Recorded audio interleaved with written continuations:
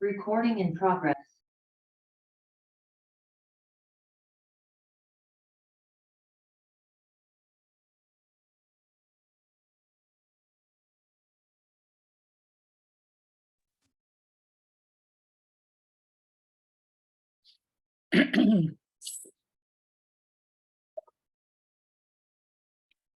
Hey, good morning, all of you.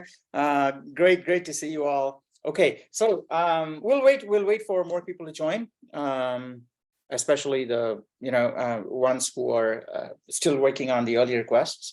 So until then, you should just feel free to converse amongst yourself as usual. Today, I think what we'll do is we'll do the same. By the way, those of you who want to go to the hackers meeting, it's up, right? I mean, I don't think there's anybody there, but if you want to go, just feel free to take off. Okay. No. And so what we'll do in class today, by the way, if that helps you make the decision, is we're just going to play around more with input and output like we did last class. And maybe we'll use looping, okay? Looping together with input and output, what we what we did last class plus looping is what we're going to play around with. So I think if it's going to be pretty straightforward stuff for most of you who are comfortable with the material, you should just take off. All right. So until then, how about what time is it now? 8:02. All right, how about 5 minutes? Okay, 5 minutes. We're just going to wait for people to join. Hopefully people will just start coming in on time going forward, and so we can start sooner.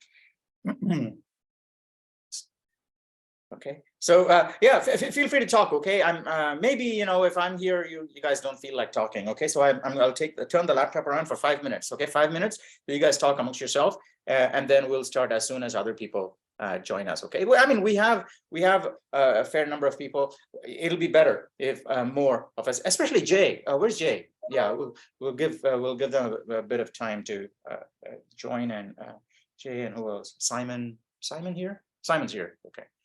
Yeah, I'm here. Yeah, I saw you. All right. But I think there were a few other people who were on some of the early requests.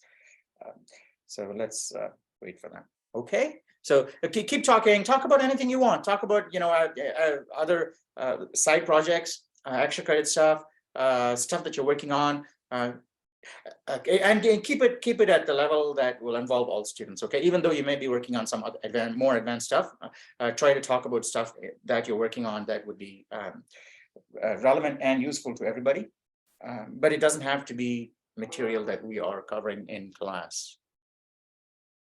Yeah. Okay. All right. So I won't be in your face. Okay. So 5 minutes, and then I'm just here. So just talk and then let me know. You call me and I'll be back. Okay.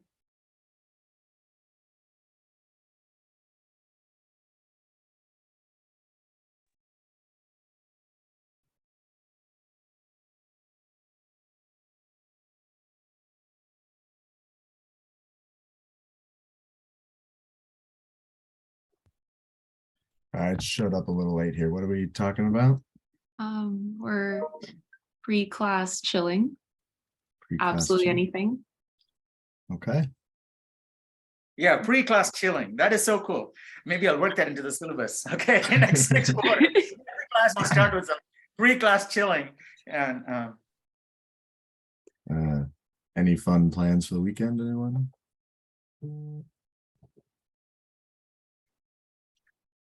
oh, Hanging out with friends. I think I'm going ice skating. Nice. Nice. Normally I would, but I got COVID, y'all. Oh no. Oh, no. Yeah, I'm not feeling great. Doing okay. I'm doing okay, but yeah. How many of you guys have actually had COVID before? Because I've gotten it more than once. Yeah. Yeah. Yeah, it was definitely not fun. I hope you're surviving there, Omar, and you didn't get the fever chills combo, because that gnarly. Oh yeah. This time I didn't. The first time I did, but this time was just a bit of a headache, mostly throat hurting. Mhm. Yeah. So I shouldn't be complaining too much. But yeah.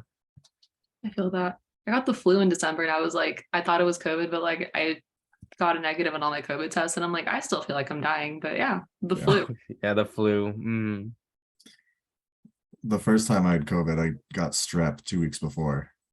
And so I went from strep just straight into COVID back when it was like you had to quarantine for 14 days. So me and all my friends who were working all had it together. And so it was like 7 of us just chilling in a cabin together. Well, honestly, like if your symptoms weren't too terrible, that sounds almost kind of nice. Like, It wasn't bad. We were like, cool, 2 weeks off of work, but we were delusional. It was yeah. I feel like I always caught it during like after like Christmas, New Year's, and I'm like, I don't want to be sick. yeah. Or yeah, New Year's. It sucks. So it's nice that it's not like awful. Yeah.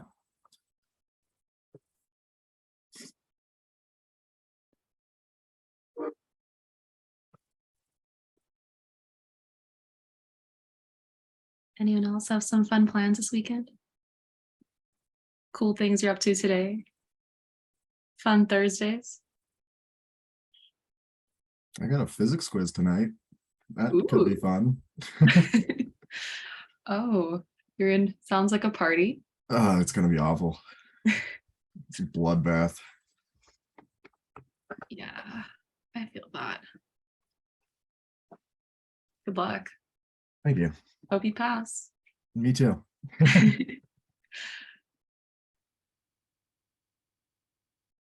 Yeah, no, I feel that I have 2 quizzes as well. I have a discrete math and a vector calc quiz coming up Ooh, tonight. those aren't fun. How's discrete math treating you? It's interesting. It's definitely different. It's nothing like I've done before, but it's going. I'll see how it goes. Right now we're doing like logic and proofs, so it's just fun, I guess. All right, cool. I know I need to take it at some point in the next like soon. So good to know it's at least like, you know, at this stage it's still sounding fun.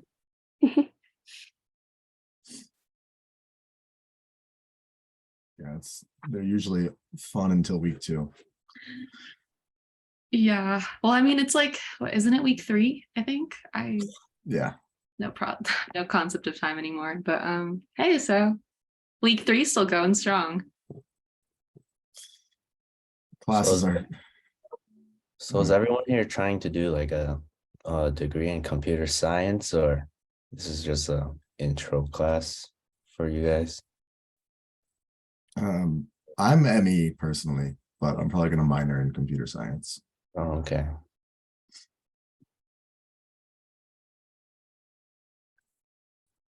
Yeah, trying to get the comp sci degree. Yeah, same. That's cool. I actually already graduated in 2019. I'm trying to go back to school for computer science. I originally studied chemical engineering. I'm actually working full time, but yeah, I don't really like the work that I do. I want to be doing more interesting, actually creating, you know, stuff. And it seems like you can do that with coding. Because I mean, a lot of the stuff we're doing is like automation. So if you don't know how to code, you can't be involved in those cool automation projects. Mm-hmm. Yeah, that's fair. I have a neuroscience background and I technically work in a lab full time. I feel like it's slave labor, but like whatever. Yeah. It doesn't feel like work. It's just like, oh yeah, that's my it's my minimum wage thing that I do for. Yeah, to pay the bills. Yeah, it's the adulting part. But definitely like the heavier like data analysis pipeline for neuro and like neural networks and stuff is way more understandable with like a comp sci background, like Oh, actually understanding algorithms and stuff. yeah. I mean, everything's driven by data now. So if you don't know how to code, you're kind of at a disadvantage. I think it's even beyond like coding too. It's like understanding like the framework of things. Yeah. And also the math and the statistical analysis. Yeah, I mean, yeah, because you can code something to calculate something, but if you don't understand it, it doesn't help you, come up with a hypothesis to do something, or doesn't really. It's just a number. How do you interpret it? Mhm.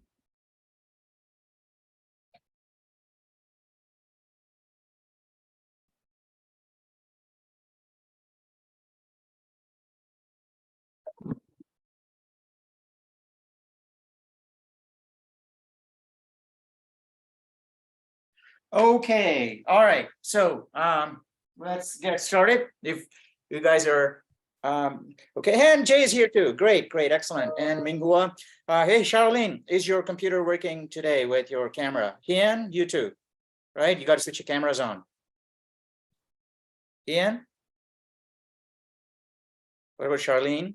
Okay, got to switch your cameras on. Now, all right. So today, again, we'd like someone, and Justice, you also, right? So I remember, hey, you know what? You guys, a lot of people just joined. That is really cool. Okay. We're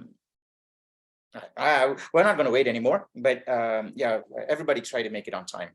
Next class on, because we'll be doing more and more interesting stuff. We don't want to backload everything, so hey, we completed it, but we're not able to play this or run this.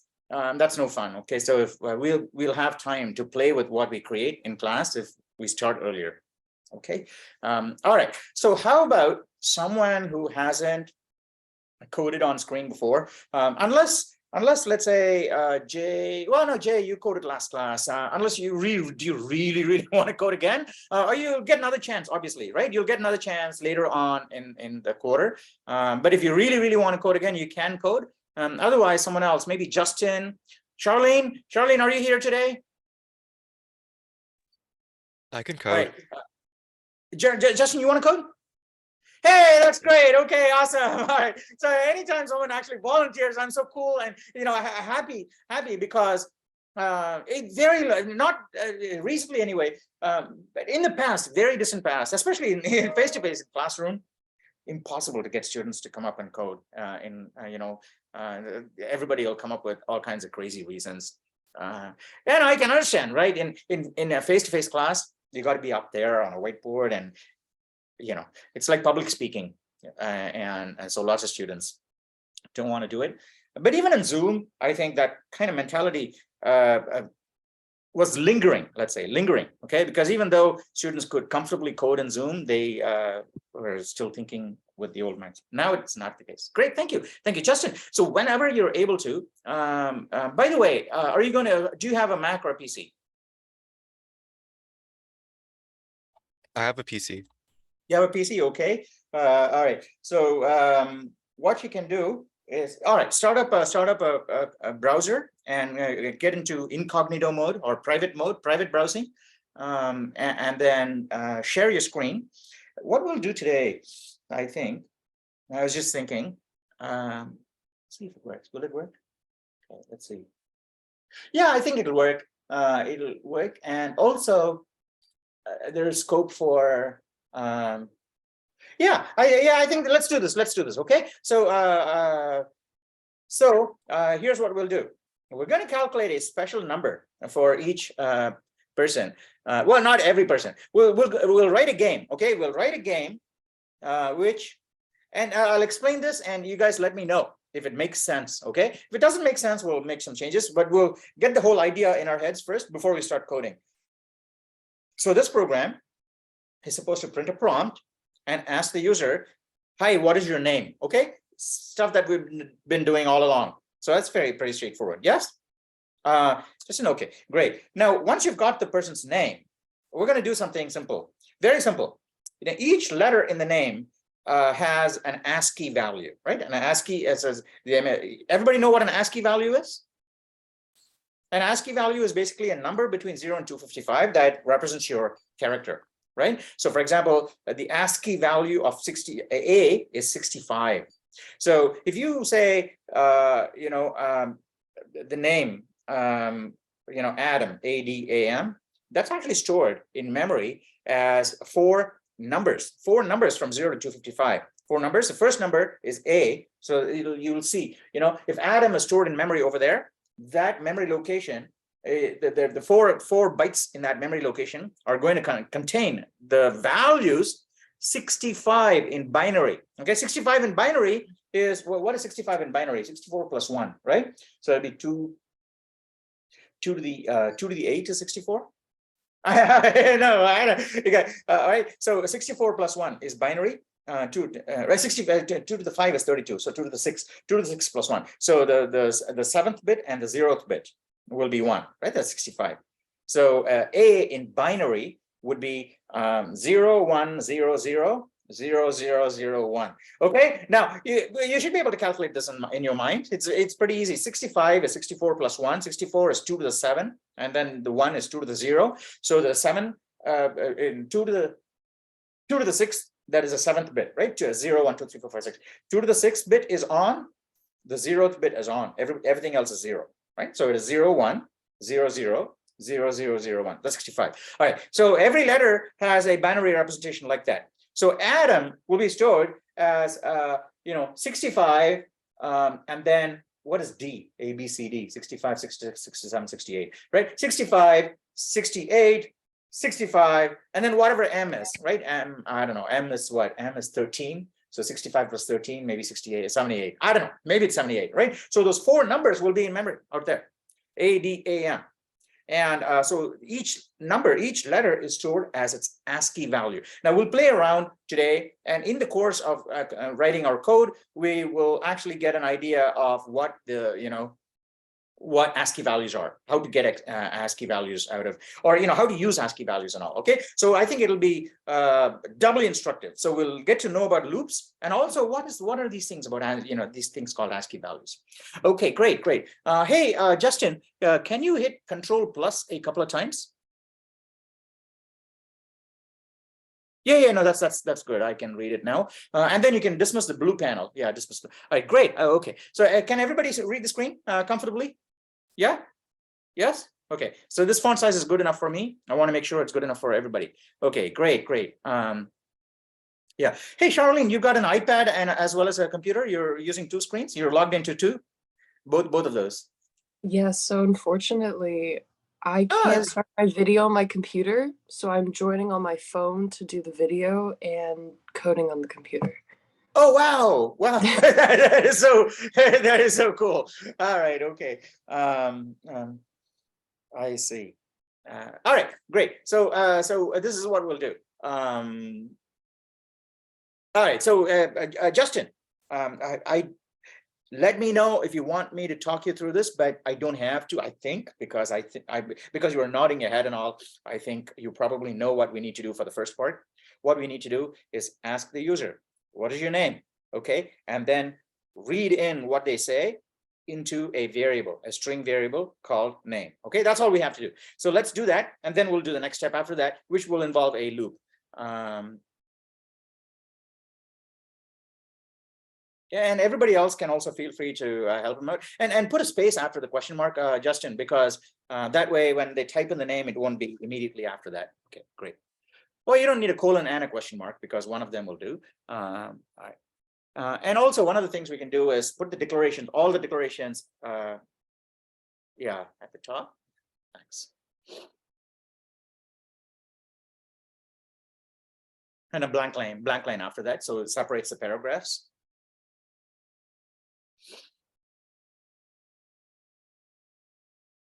Great.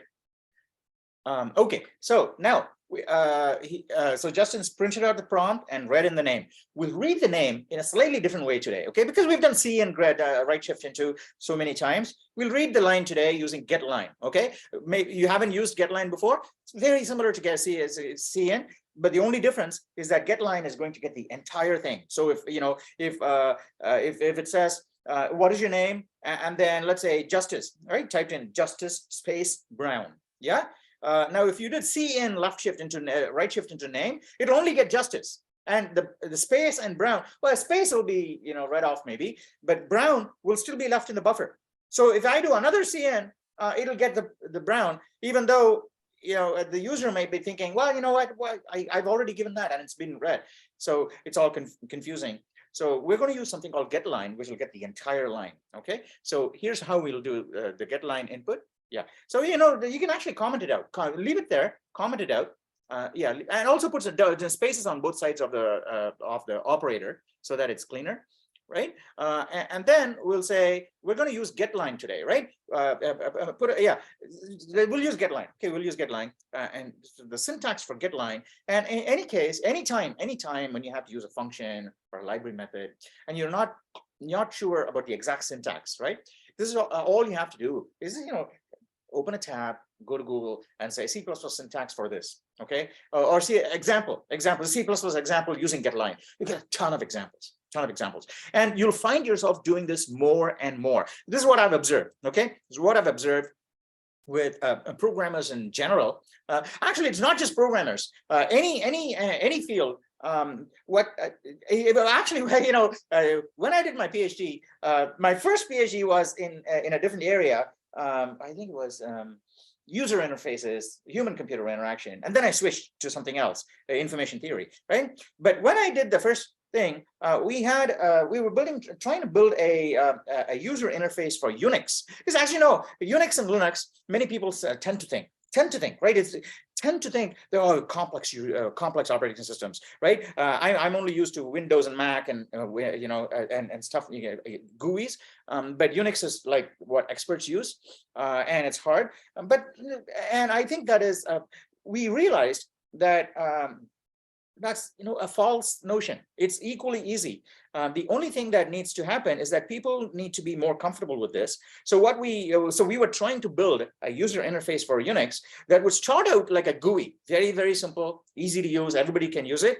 But as the user gets more and more experienced, it turns gradually, without the user knowing, into more and more of a command line thing, because command line interaction is really, really fast. Because GUI is, you got to move, gross muscles, right? So you got to move the mouse. Anytime you have to move the mouse, you're higher velocity and longer range movements for your hand, right?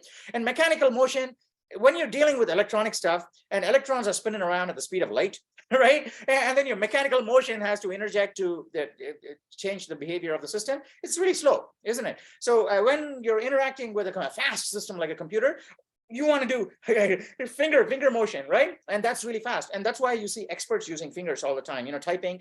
They prefer to use keyboard than, just because they already have the thought formulated in their head, and then using the GUI to get it done is slower than actually just typing it in. So you'll find yourself, as you get more and more expertise, and not for everything, obviously, for email and all these other things, you'll use GUIs. But when it comes to doing some heavy duty stuff, you'll find yourself gravitating naturally gravitating to use a command line, right? G++ and things like that. So where was I going with that? So where I was going with that was that we did some experiments, and I think one of the experiments was to observe a chess player, right? A master chess player. It wasn't a grandmaster because we didn't have any grandmasters in our university, right? So it was an expert chess player and a novice chess player, and they were playing each other. Okay, probably not playing each other. They were playing matches. And then the only thing that we asked them to do for research, for science, is that they had to think aloud. Right, so they instead of just saying, "Oh, I'm going to move my king here or queen there," they got to think aloud, saying, "Well, if I move that, what's going to happen? If I move that, right?" So they got to think aloud, and then we recorded everything, and then we could look at what they were thinking, and then we found some. And so our hypothesis originally was that experts can think really fast, so that's why they're able to win the games. So they for a particular move, they can see all the other possible things that could happen when they do that, and they're thinking through all of that really fast. And then they were expecting to capture all that in our recording, saying, the expert went through like 10 moves in their head, and this guy is pondering over, how should I move my knight here, the horsey guy, all right, the cappy guy, and things like that.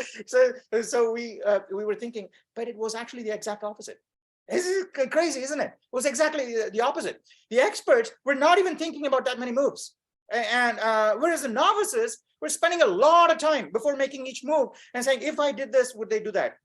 So the more novices were thinking about hundreds and hundreds of different moves, but the experts were just saying bam, bam, bam, like that. And they were not even consciously thinking about these things. It's really surprising. But then we realized that it's very similar when it comes to any kind of knowledge, is that what happens is that at the novice level, we're close to ground level, we can look at all the details. And so we don't have to look up the details. We actually, we can see them, right? However, as you get more and more expertise, you cannot afford to keep all of the ground level detail in your mind, because you need to get a bigger picture. So therefore, as you gain expertise, you make maybe a subconscious trade-off as to what kinds of lower level facts you can trade off, give up, empty your mind, so that you can look them up instantly on demand. So as you get more and more expertise, you'll find that there's more stuff that you look up than actually remember. But you have the lay of the land. You can look at all of it, bird's eye view, but you don't know how to do the little details. So you look up, Google and things like that. That's what you'll find yourself doing.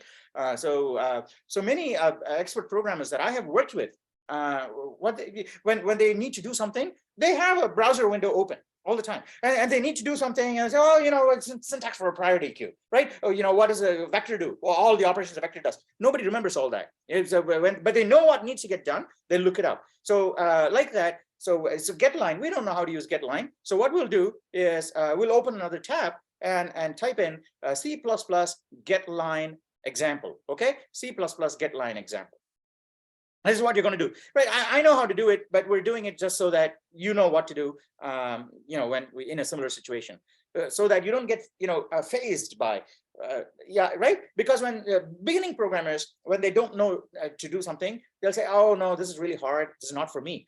No, but even many experienced programmers also don't know to do it, but they don't blame themselves. They just go to look it up. So you just need to get into the hang of it and not feel, just don't have second thoughts. Just go look it up and put it in there. So did you copy that line from SAC or whatever you're looking at? You can put it there, right? Yeah.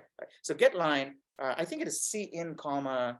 No, I think the first, if you go back to the tab, you'll find, was it cin first and then the string name, right? Yeah, so go into the tab and say getLine example.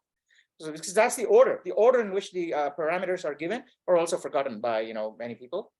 So they need to look at getLine.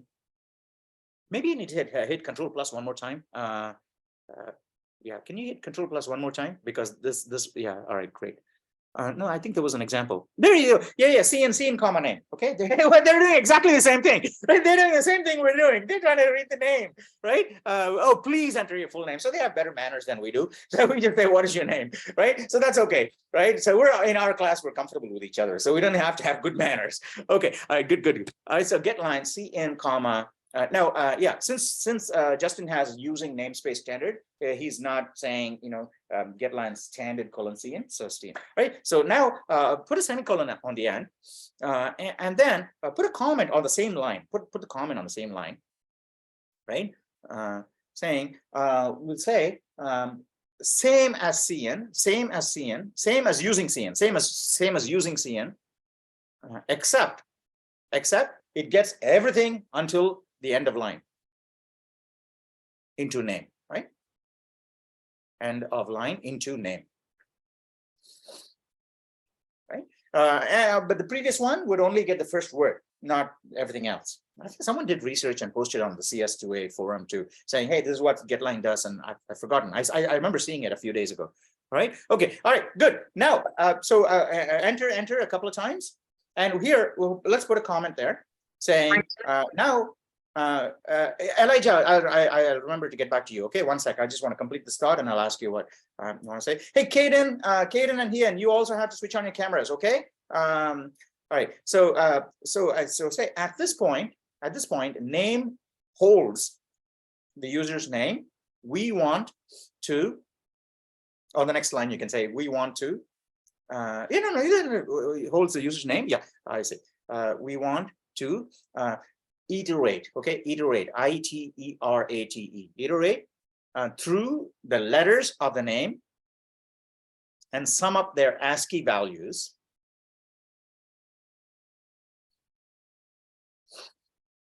ASCII values ASCII, right? So ASCII, ASCII, I know ASCII, right? ASCII, like, Zelensky has two Y's in the end or something like that. I don't know, why do you have two Y's? Y only sounds like why, right? Okay, so ASCII values, some of their ASCII values, is that enough? And average them, okay? So let's say and average them, okay? And average them. All right, so this is what we want to do. So what we want to do is go over the name one letter at a time, count all the values of the letters, okay? And then also remember how many letters there are in the name. So we want to take the average, okay? Average of all of the ASCII letters. And then we'll have some fun. I think we'll have some fun playing this game because, and in fact, this is like, I think we'll have a chance to do 2 or 3 different projects, two or three different games today, or, programs today, because I can already see this winding to a close in, I don't know, 10 or 15 minutes, but I think it'll be fun. Okay, so but we'll be able to enter our names and see what my score is and so on and so forth. Okay, so here is the standard, here is the easiest way to write a loop. Okay, a loop. Caden, you're just did you disconnect and connect again, or did you miss something?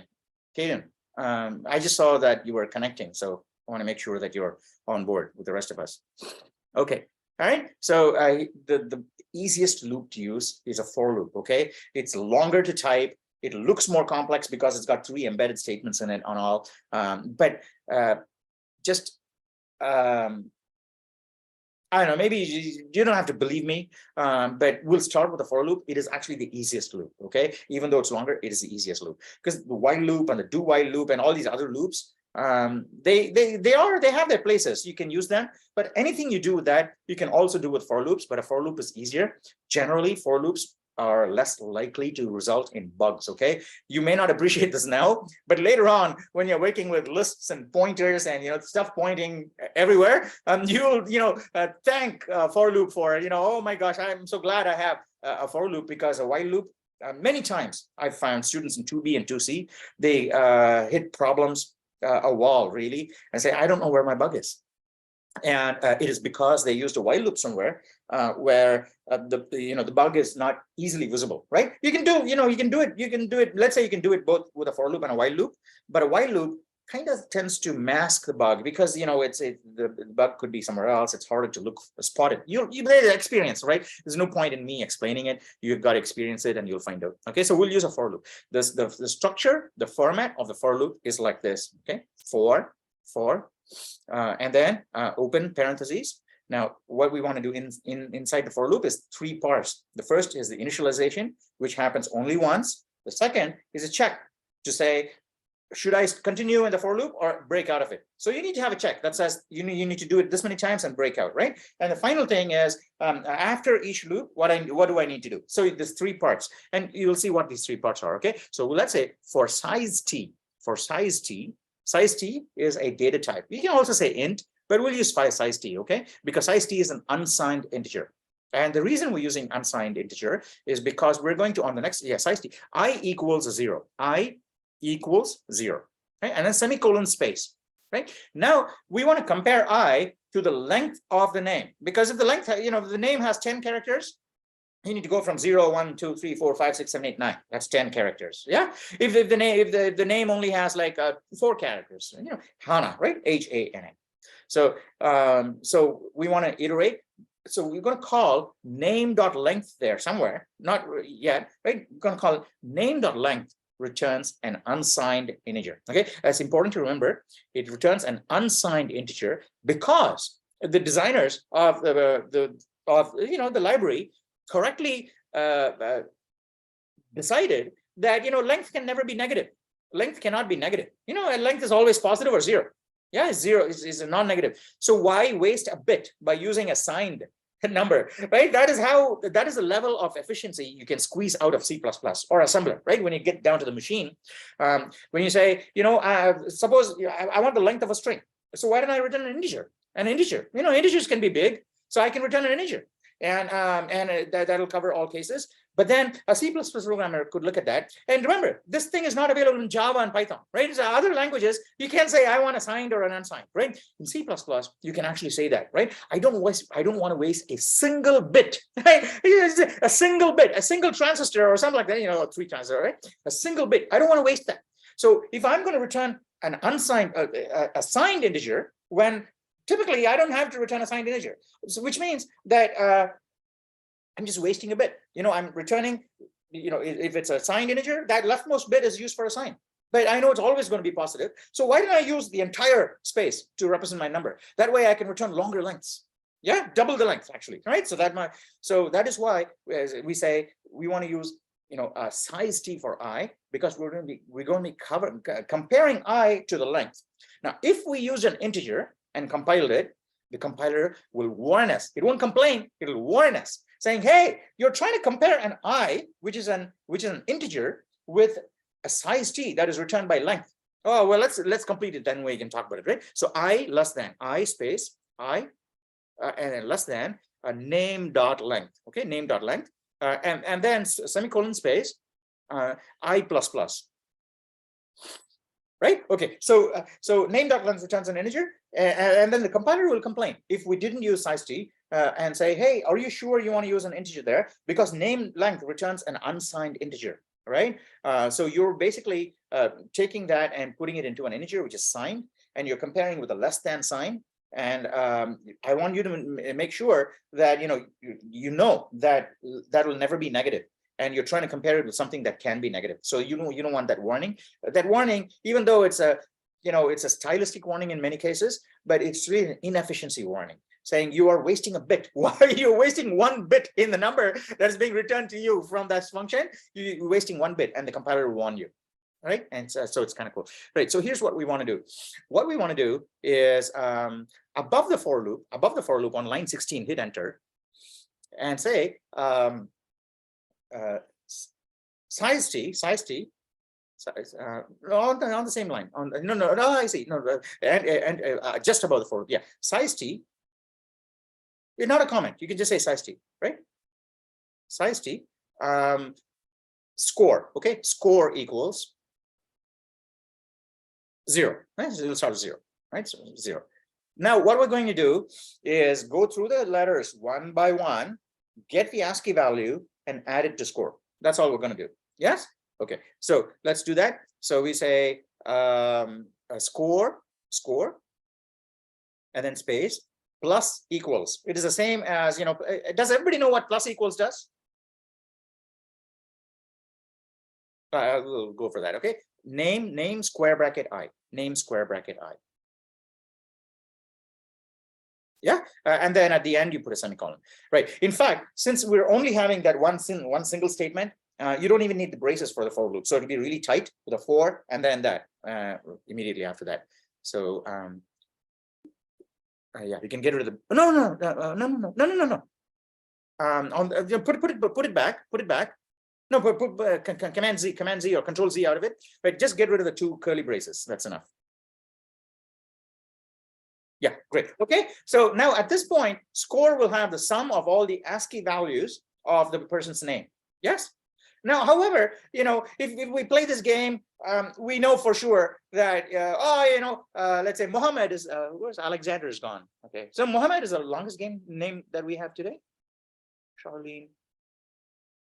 Oh no, Mohammed. Yeah. Okay, Charlene and Mohammed both have the same length name, right? But so obviously, when we play this game, we could say, "Oh, Mohammed or Charlene would always win if they play this game because they got the longest names." So, but we're gonna say, no, that's not going to be the case because we're going to average it. Okay, it's not the total length, but it is the total divided by the length of the name. Okay, so it is the average score, average ASCII value per letter. So on the next line, indent back, and we're going to say score, and then space. Divide equals, okay, divide equals name dot length, okay, name dot length, LENGTH, I think this is G, right? Okay, now semicolon, and then we'll put a comment on that line, and on the same line, on the name dot length line, right? Oh, I see, right? And we want to say average the ASCII values over average, just say average. Okay, and now average, okay, right. Now you want to, on the next line, we want to say your score is, or no, or you can say hello name, your score is, right? And then put this print the score.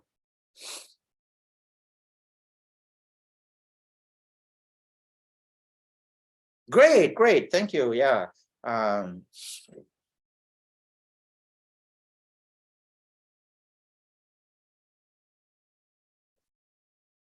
Okay. Oh, who's right, all right, good. Okay, now Endel, you need an Endel after that. Now we're going to do one thing here, okay? And then this goes back to, oh, should we do it now or wait, run it once and then do it later? All right, we'll run it once and then we're going to make some modifications, which will also kind of tie into some of your early quests, like where you're calculating expressions and dividing by integers or dividing by real and float and things like that is different. So we'll try those things today, right? The formatting and all those things. Okay, I believe that should do it. We can actually play. we can play this game now.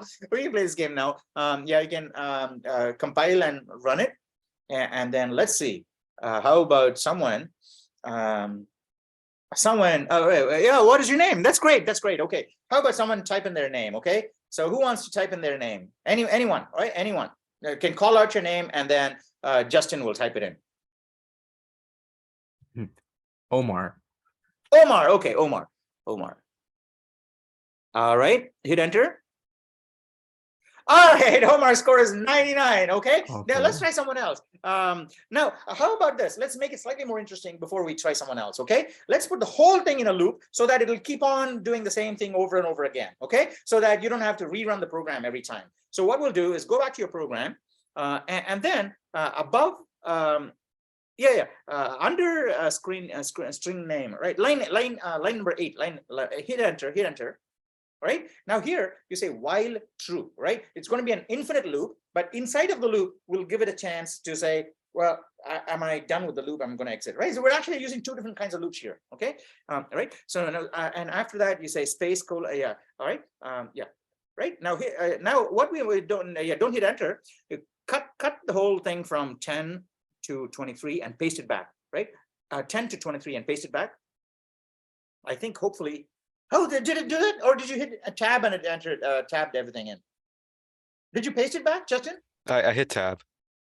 Oh wow. Okay, so it actually takes a tab, and I didn't realize that. Okay, it's behaving like an IDE. All right. So now close the thing on line 24. Now after get line, right? On line 13, hit enter. Line 13, hit enter. Right now, here's what we're going to do. Right. So you say if name dot length, right? If name dot length equals 0, right? Double equals 0. Then we want to say, the curly brace, and then you say cout, and then left shift. No, cout, and then left shift. Left shift. I want to say, sorry, your name cannot be empty. Try again, right? Sorry, your name cannot be empty. Try again.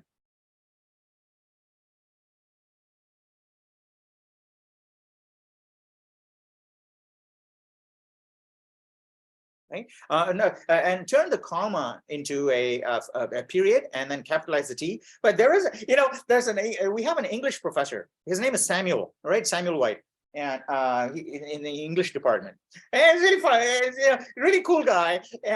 So one time we were talking about what is it that really, because everybody has these little things, programmers have this, many programmers I know, right, have these little things that they don't like. Okay, it's not like they're vehemently against it, but they just don't like seeing it because they think, oh, it's ugly. Okay, I'm pretty sure some of you already have an idea of what you don't like to see in programming, right?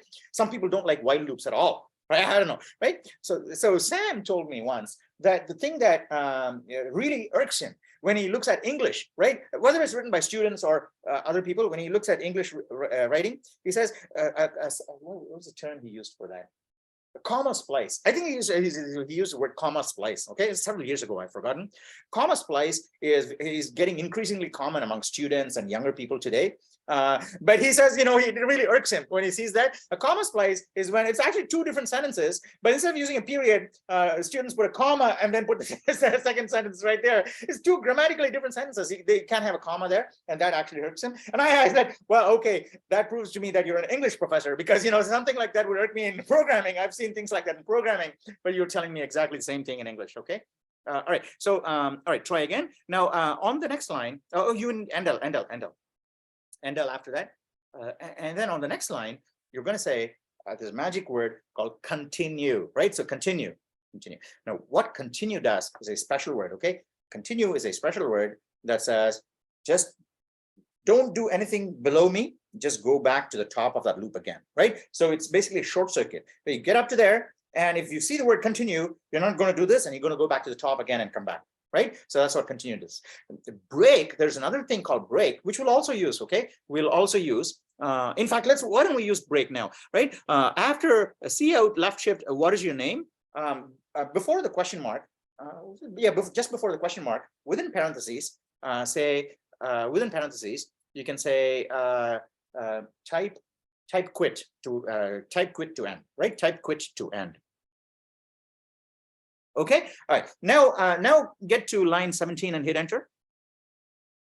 Right, now we can do the check for quit, right? So now we can do the check for quit. Blank line again. And you say if name equals quit, okay? If name double equals quit within single quotes, yeah, right? Now on the next line, no, you don't need braces. You say break. Right? In fact, let's put braces and say, thank you for playing this game, right? So put braces and say, see out, thank you for playing this game, right? On the next line, you can say, thank you for playing this game, and then you can break out of it.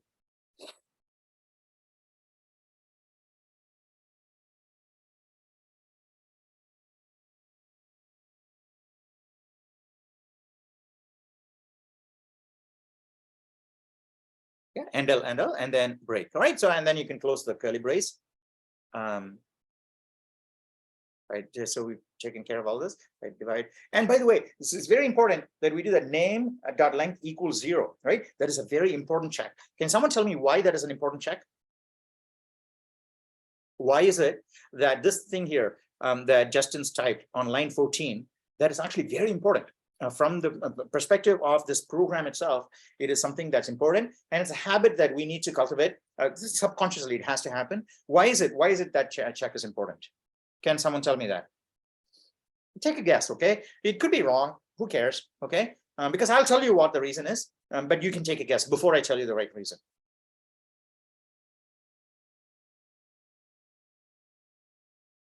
Is it because like in the for loop, when you're trying to get like the name of I, since it's empty, it's gonna give like an error that you can't, there's like nothing to like get out of that? So you're saying that if the name is well, there's nothing to do stuff with. Okay, that is correct. All right. There's nothing to do stuff with. That's what Namrata said, right? So if there's nothing to do stuff with, you go back and ask again. Okay, but there's an even more important reason. Okay, it's an even more important reason from a programmer's perspective. What Namrata said is from a user's perspective, saying the user interface will be screwed up if you don't have anything to do, and then you don't, right? So, but there is a more important reason from a programmer's perspective that that check is there. Can say, and it's important. You'll appreciate that too, right? So why? Can someone tell me that? Is it because we're dividing score by name.length, and if it's 0, that would yes, be thank you, Hannah. Right. So that is the reason. So if you look at it on line, where is it? Where's it going? Line 31. Line 31. Okay, we're dividing by name.length. Yes or no? Yeah. So when you divide by 0, we saw before that the dividing by 0, the system can't say, hey, dividing by 0, the result is infinity, a big number. No, it can't say that. Yes, because dividing by 0, we saw in a previous class that it's not a single number, it's 2 numbers, right? It could be negative infinity or positive infinity. So dividing by 0 is not a number at all. So when you say, I want to take something which is not a number and assign it to an integer, which is a number, or a size t, which is a number, it has no idea. The compiler has no idea what to do. Yes, but the compiler in this case will pass it through, assuming that it's because it's going to be an integer. But the runtime system has no idea, and it'll just throw in the towel, and it'll cause what is called an exception. Okay, in this case, it will be called a divide by zero exception. Okay, a divide by zero exception is when the runtime system has been asked to divide something by zero and says, I don't know how to divide, right? I'm the super duper computer, the best computer the humans have ever built. But you ask it to divide by zero, the computer will basically throw in the towel and say, I can't do it, right? And that is an exception. And it'll crash your program. It'll kill the program that asks you to divide the program. If the program says, hey, computer, divide by zero, and the next thing it'll know is, bam, it'll get killed, right? So the computer says, the CPU says, no, I don't know how to do it. You're dead, okay? So that is the reason why we do that check. And this is something that will become subconscious to you, right? Later on, as you're programming, whenever you have these checks, you'll automatically see, right? Oh, this quantity can be zero. Am I going to be doing a divide by zero? Or something like that later on, and you'll say, well, if it's zero, go back, don't do it anymore. So these checks you'll automatically build into, and in fact, what we can do is later on, after we get it, after we play it a couple of times, we can say we'll comment out that part and run it and actually divide by zero and see what happens. Okay, you'll see what happens. It'll actually print. We'll try it later. Okay, once we'll run it now and then we'll comment it out and see. You'll actually see GDB, not GDB, the site, this site print the message. Divide by zero exception. Okay, that means your program died. Okay, now if we run this now, run it now, and then hit Control plus a couple more times if you don't mind, Justin, and get the console right. So let's try a few different names now. Many different people. Now first let's just test what we did first. Okay, hit enter, and it should say, sorry, I can't do the empty name. Great. Okay, right. So that kind of works. Yes. So we make sure that everything works essentially, right? Now let's type Omar. Let's make sure we still get 99, or we should get 99, right? Because we didn't change the 99. Great. Okay, now let's try someone else. Who wants to find out what their name is worth? Okay, people are going to pay you money for your name. Let's say this is how much they determine. This is how they determine how much to pay you, right? So who else wants to go? Justin, why don't you try your name? Hey, Justin's at 106. Okay. How about Ruzi? Hey, Ruzi, how do you pronounce your name? Pronounce my name, Chinese name, Rachel. Ruja? All right. So try his name. Try Ruja. Right? 105. Okay. Yeah. All right. So who has the biggest number? We may be tempted to think it's either Mohammed or Charlene or Adilzer. Let's try Muhammad.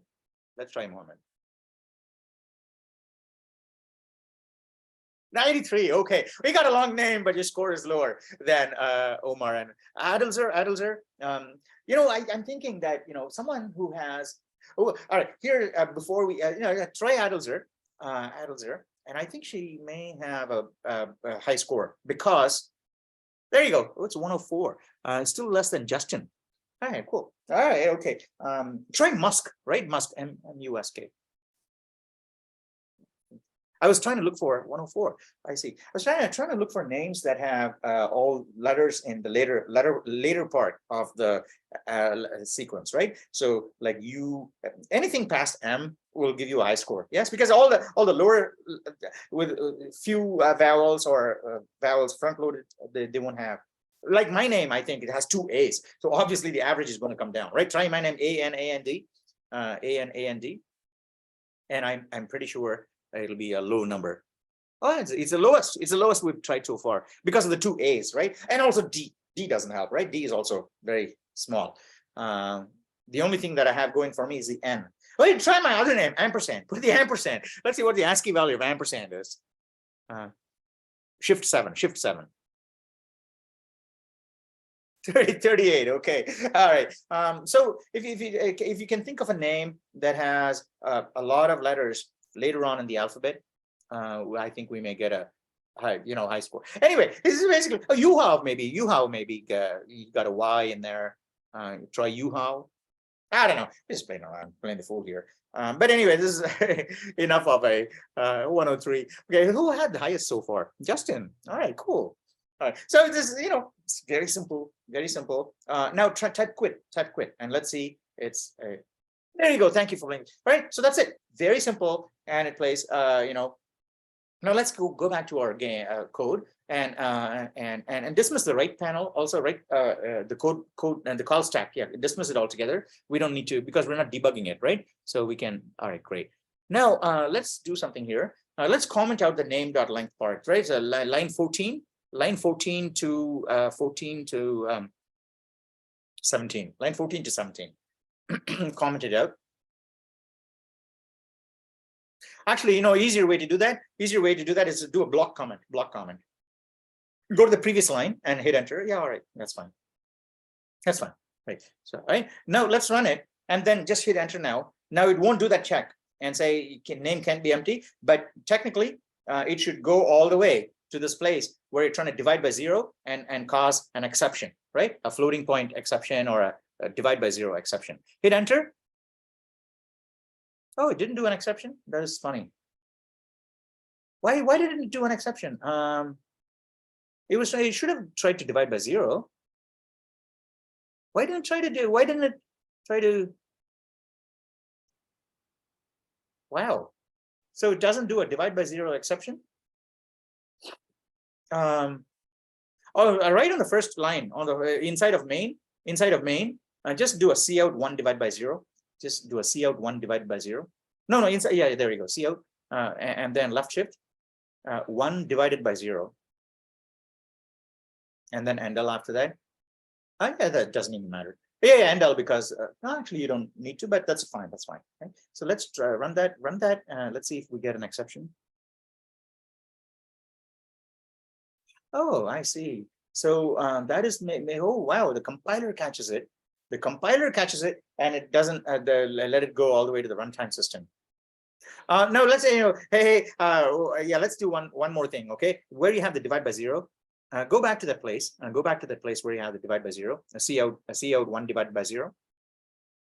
Is that where you had it? No, up there. You had the cout 1 divided by 0. Cout. But instead of 1 divided by 0, let's say 1 divided by x and say int x equals 0 or y.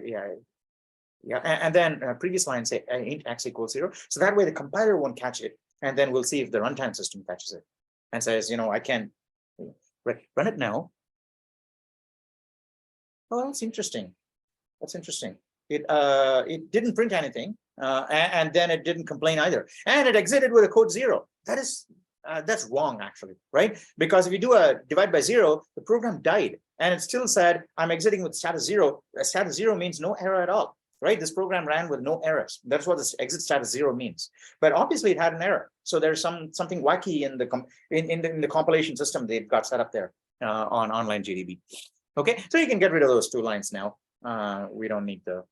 All right. So now and you can put back the comment also, right? Because we know we make sure we made sure that it can be 0. So you can put on a comment. Yeah, that's very good. All right. Now you can do one. All right. Now go to the place where you're calculating the average. When you're calculating the average. Now here we have to let's remember this. Okay. So now the average here is going to be an integer. Yes, the average. Yeah, it's an integer because score is an integer. Size t is an integer, right? Score is an integer. Length is an integer. When you divide an integer by an integer, you get an integer. Yes. However, there may be a fractional part, like 3/2 is not is 1.5. This was the half. The 1.5. The 0.5 is gone, isn't it? Because the 0.5 cannot be stored in an integer. It can only store the integral part, not the fractional part. So if you want to store the fractional part also, what we'll do is that on the previous line for score, you say, yeah, right. So say score. Yeah, let's say score. It says score. Just change the size t to a double. Okay, change the size t to a double. Okay. Now, and on line 32, where you say divided by, you want to typecast name.length into a double also, right? So put double inside of curly. No. Oh, you can do it that. You can do it that way too, I think.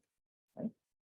Right? So what that does is take the value returned by name.length and turn that into a double precision number. So now when the division happens, it won't happen in integer space, it'll happen in double space, which is high precision. So now if you run it, it'll actually say your score is something, and it'll be a fractional number too sometimes, right? So it'll be, you know, your score 106.777, right?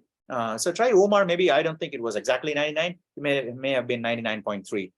Yeah, there you go. 9, right? So now you get the fractional part also. Now, in the case of here's a cool thing. Okay, in the case of Omar's name, it only had 4 letters. Okay, when you divide by 4, you're guaranteed to get a terminating fractional part, right? You can never have 0.333 and things like that in base 10 anyway.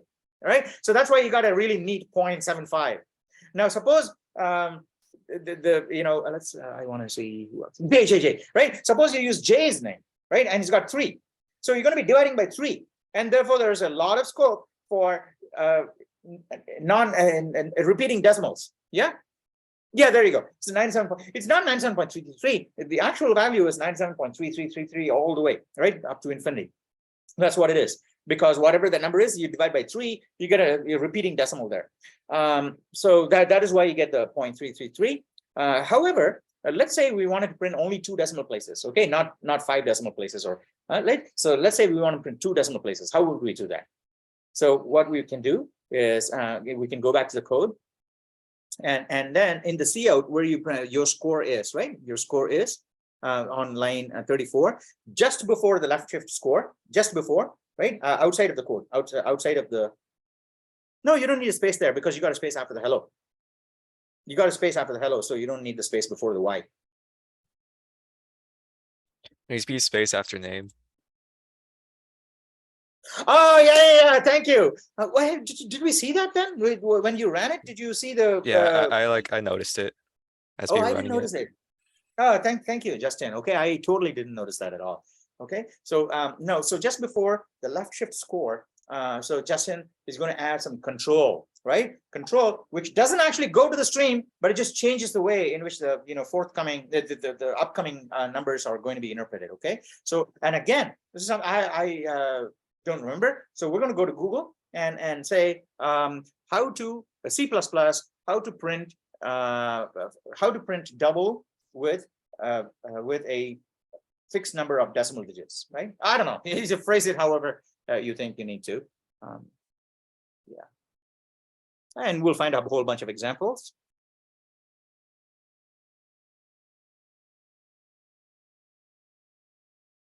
Set position. Okay. So is there an example? There. I think, you had the line, you had a fragment. Yeah, decimal places. Okay. There you go. Okay.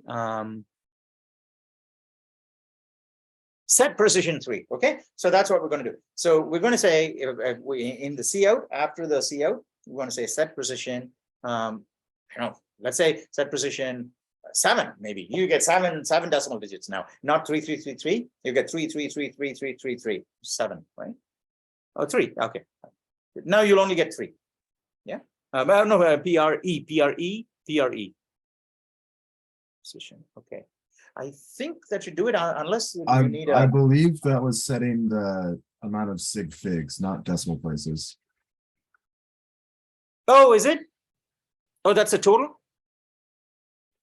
Yeah, I think decimal places was the next line down. Oh, I see. Go. Yeah, please. Yeah, go ahead. Let's see what it is.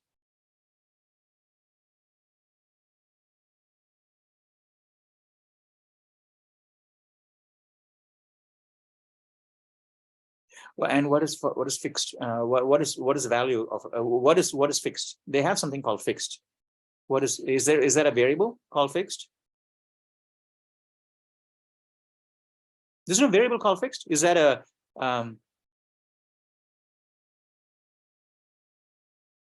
oh, it's a keyword. He learns something new every day. I didn't know there was a keyword called fixed in C++. Okay, I have been programming in C++ for a long time. So apparently fixed is a keyword. You can just put it there and it'll do fixed. Okay, it's a keyword. Okay, now if you run it, I think you'll get three digits. Okay, right. So you need one more, I think. Right at the top, include hash include.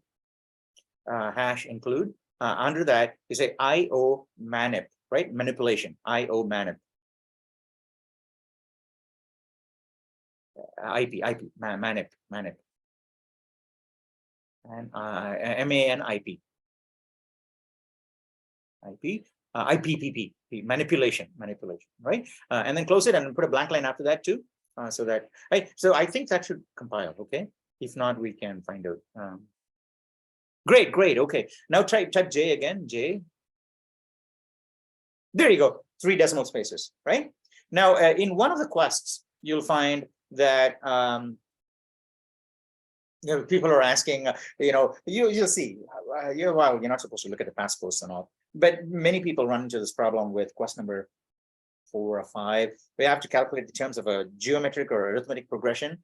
And then you say, these are the numbers, and all the numbers are exactly the same as what the reference code produces on the questing side, but they're just off by decimal places, right? One extra decimal here and one, and so on. I say, hey, I got the same answer, but I'm not passing the quest because my decimal places are off. This is how you do it. However, in the questing system, you don't have to use set precision. I think that what I'm using is just left shift and using default position, and we'll do it, right? So anyway, so if you say set precision 7, you'll see 7, right? Lots of 7 3s after that, and so on. Okay, so this is basically it. What time is it now? What time is it now?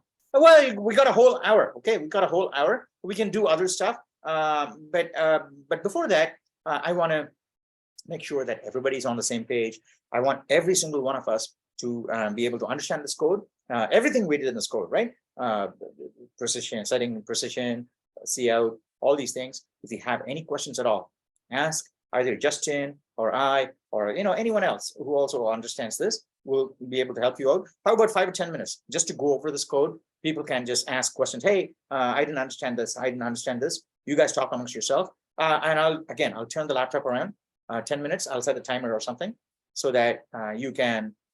We'll restart. Well, we'll resume as soon as everybody gives me the go ahead, saying we're all good. We can go on to try something else, right? And that'll also give me some time to think about what we're going to do next. Because I thought, well, bad planning on my part, saying, well, we got one program to do today. All right, that should keep us occupied. But I didn't think it through. We actually finished it already, so we got more time. So I got to think up something else to do, or you guys can think up something to do too, right? So maybe we can do something that involves arrays, right? Arrays and looping, because arrays and looping, they are like close friends. They're BFF of each other. Whenever you have an array, you can be sure that somewhere in this code, the program is going to be using looping also, because they got to go through all the elements of the array, and it's a pain to do it by hand, right? So they'll be using an array. So since we've covered looping, what we can do is next weekend, unless you have some other ideas you want to do with using the C out and expression calculations, these things, that's fine. We can do something more. But otherwise, could you also share the link for this one too? Great. Yeah. You can, share the orange one. Okay. So how about now 10 minutes of your time? 10 minutes. Do you guys want 10 minutes to just go over the code and ask questions of each other? Right. Anyone who understands what's going on can answer to help the people who are asking. Okay. And if everybody's okay, just call me and I will come back and do something else that will work through an array. Okay. And it's going to be very similar to working through strings, by the way. Okay. So, and I'll try and think something up to do. Okay, 10 minutes, and call me if you're done sooner. Okay.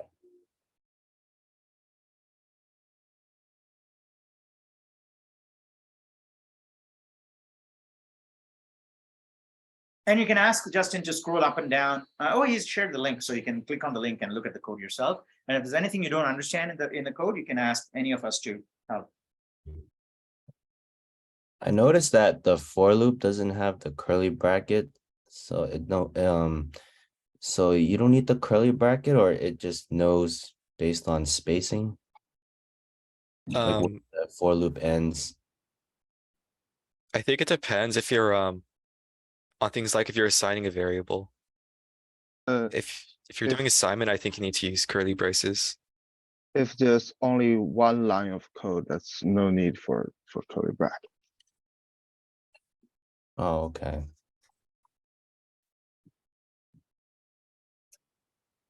Yeah, I think it's the same with like also if statements. Like if you only have one line, you don't need the curly brackets. Well, you could do I'm pretty sure you could do multiple lines.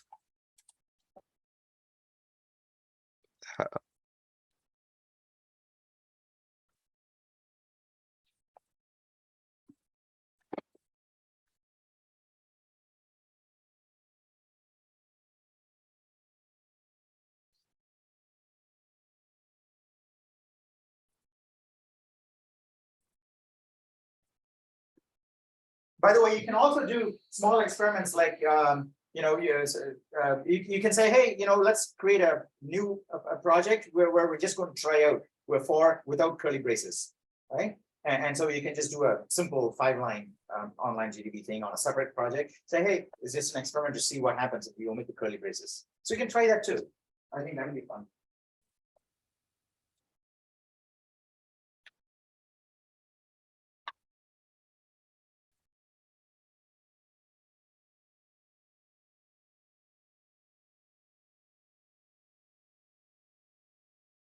Maybe you could do a C out score and see if it prints it.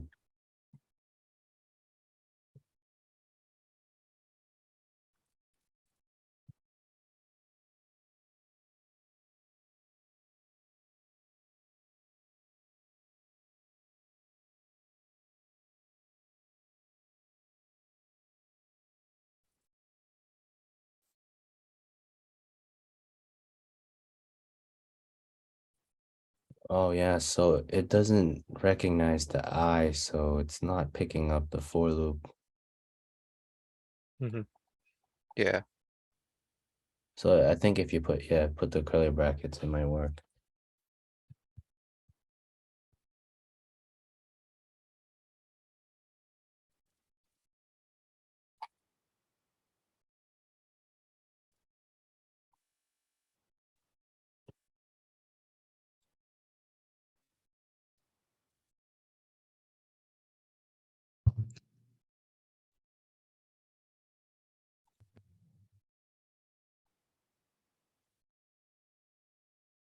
I got mine to work without the curly brackets.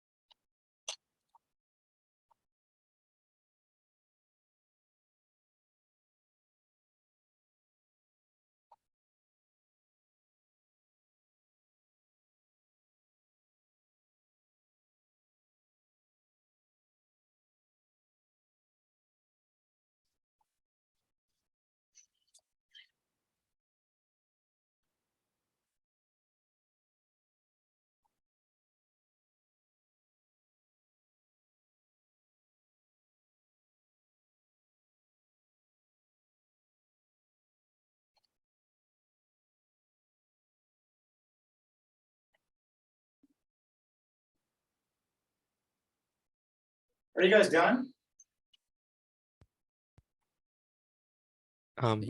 Sure. I think we're done. Okay, great, okay. All right. Yes, I do have an idea for what we can do next. And you can let me know if it's too much or too less, and we can change, obviously. Okay.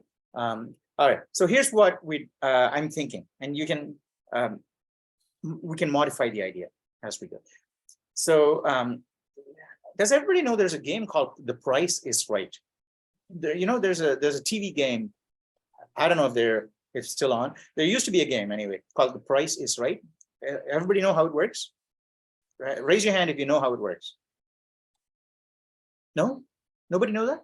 Okay, all right. So I think this is the way I think it works. Okay. Yeah.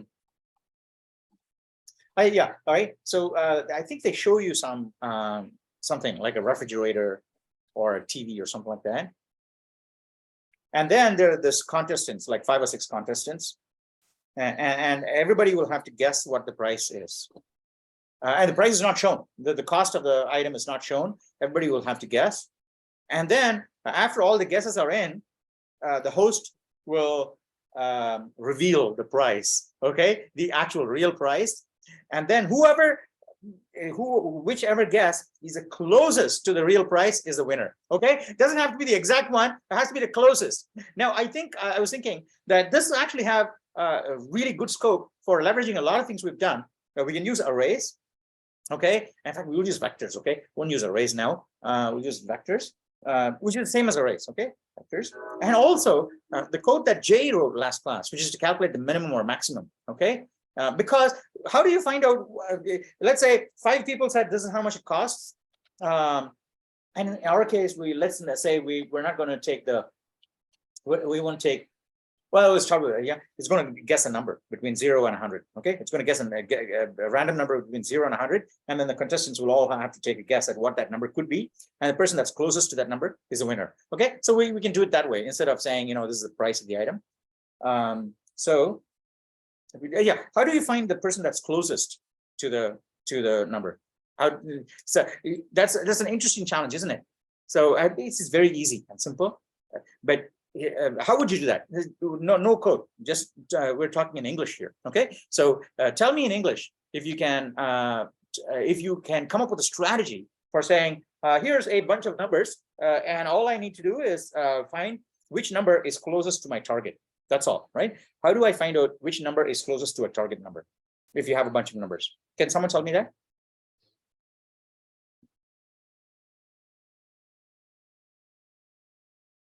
Take a guess, okay? It doesn't matter. Doesn't matter if it's wrong and all. We just want to be trying things out, whether it works or not.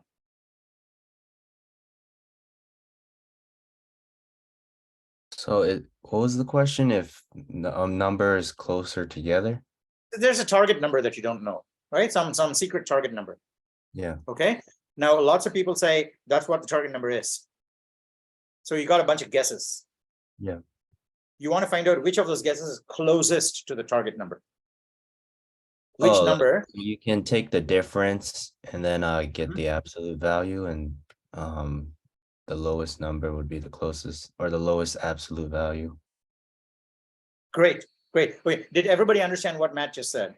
I want to make sure before we go ahead and implement it. And by the way, if Justin is okay with it, we can have someone else take a crack today at coding also. Someone else also raised their hand and wanted to code. Who was it? Did someone else also said they wanted to code today? Yes. Who was that? Hey, Justin, don't lose the code, okay? We want to have that code. Maybe we'll take that code and develop that more. You post the link and all, right? Justin, thank you. All right, thank you so much for coding today, and it was really cool. Who else wants to code today? I don't know. Charlene, do you want to code? You got the computer and the phone. You want to code? Is that okay? Or yeah? I would like to, but I would have to rejoin the Zoom, so it might be inefficient. I see. Okay. Well, maybe some other time, right? And later on, you can set up before class that I want to code today. All right. How about if you give me like 2 minutes, I can join and then share the screen. Okay. Well, you could do if you're going to be present in future classes, you can code tomorrow and next week too. Do you want to wait until later? That's fine. We'll code interesting stuff every class. Every class we'll do something interesting. All right. Okay. How about Justice, or well, you can start setting up, Charlene, if you're not going to go off screen, and then if nobody else volunteers, we still have just Charlene. Okay, so we have Charlene who can code. Anybody else want to code today, or we'll just go with Charlene today? I guess I can code. Justice, Sure. Okay, all right, Justice. Okay, great. Yeah, all right, so excellent. So Charlene, yeah, so if maybe next Tuesday or Thursday before class, you can set up things and then we can start with your coding. Yeah, how about that? Sounds good. Excellent, excellent. Thank you. All right, so Justice, pick up the screen. Do you have a Mac or a PC? PC. PC, okay, all right. Just pick up a screen, open the online GDB thing, and then online GDB and yeah, private browser window, and then in that window, click on the link that Justin shared. And so we'll go back to that code, and then we'll try and add to it. Right, we'll have to fork that code and add to it. And I'm thinking what we'll do is yeah, so we've got the person's score, and let's say it's somewhere between 0 and 200, right? And then you can have players offering guesses. We can put that in a loop. Yeah, okay, all right. So I think we'll we'll do a brand new one. We don't want to mix things up, and the program will get bigger and bigger. Okay, so we'll leave Justin's program alone. Let's start with a brand new slate, a blank slate, and we'll code from scratch. Okay, so we'll program a game, right? We'll program a game called The Price is Right today. And right, it's, even though I'm saying it's a game and all, it's not going to be like big, like what we wrote previously. It's going to be very simple and small. Okay, so there's no, right, so you can delete all of that, and we'll start from scratch. Okay, so say class code for today's date, and then on the next line, we forgot to do that on Justin's screen, but yeah, class code for today's date.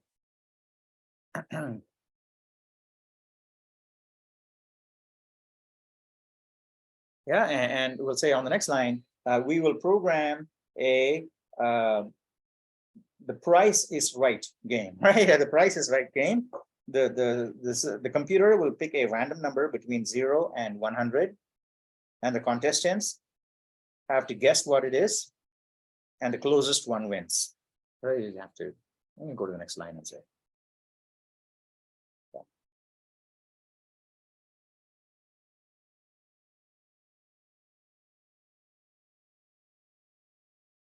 Oh wait, am I putting The contestants, the players, or or yeah, what? Will guess. Will guess this number, and the closest one will win. Okay, great. That's all. Okay, so here and then you can do the standard stuff. Hash include IO stream using namespace, and then create a template main. Yeah, IO stream, and then using namespace.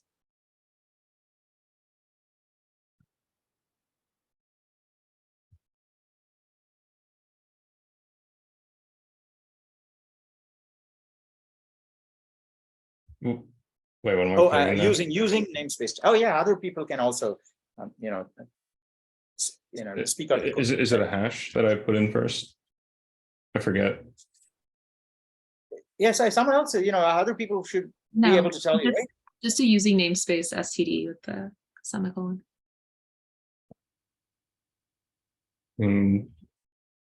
Is that correct? There you go. Yeah. Okay. Great. Okay. And then you do your main also, right? Yeah. So int main and curly brace and all these things. This is standard template. The more times we do this, the more practice we get. Oh, not indented in. It shouldn't be indented right? Int main. Space main. Okay.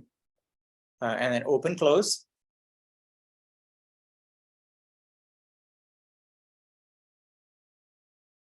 Oh, curly brace, open close, and then curly brace. Other people should also, speak up. But I shouldn't be the only ones calling out the code, because I know that lots of people can do this, right? So I shouldn't be the only one who should be, calling out the code, right? So next line. Go ahead, guys. Just fill out the main template. It's almost done anyway.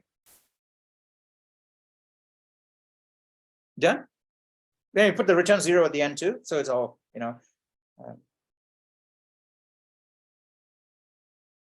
So like type out return into 0 with the semicolon.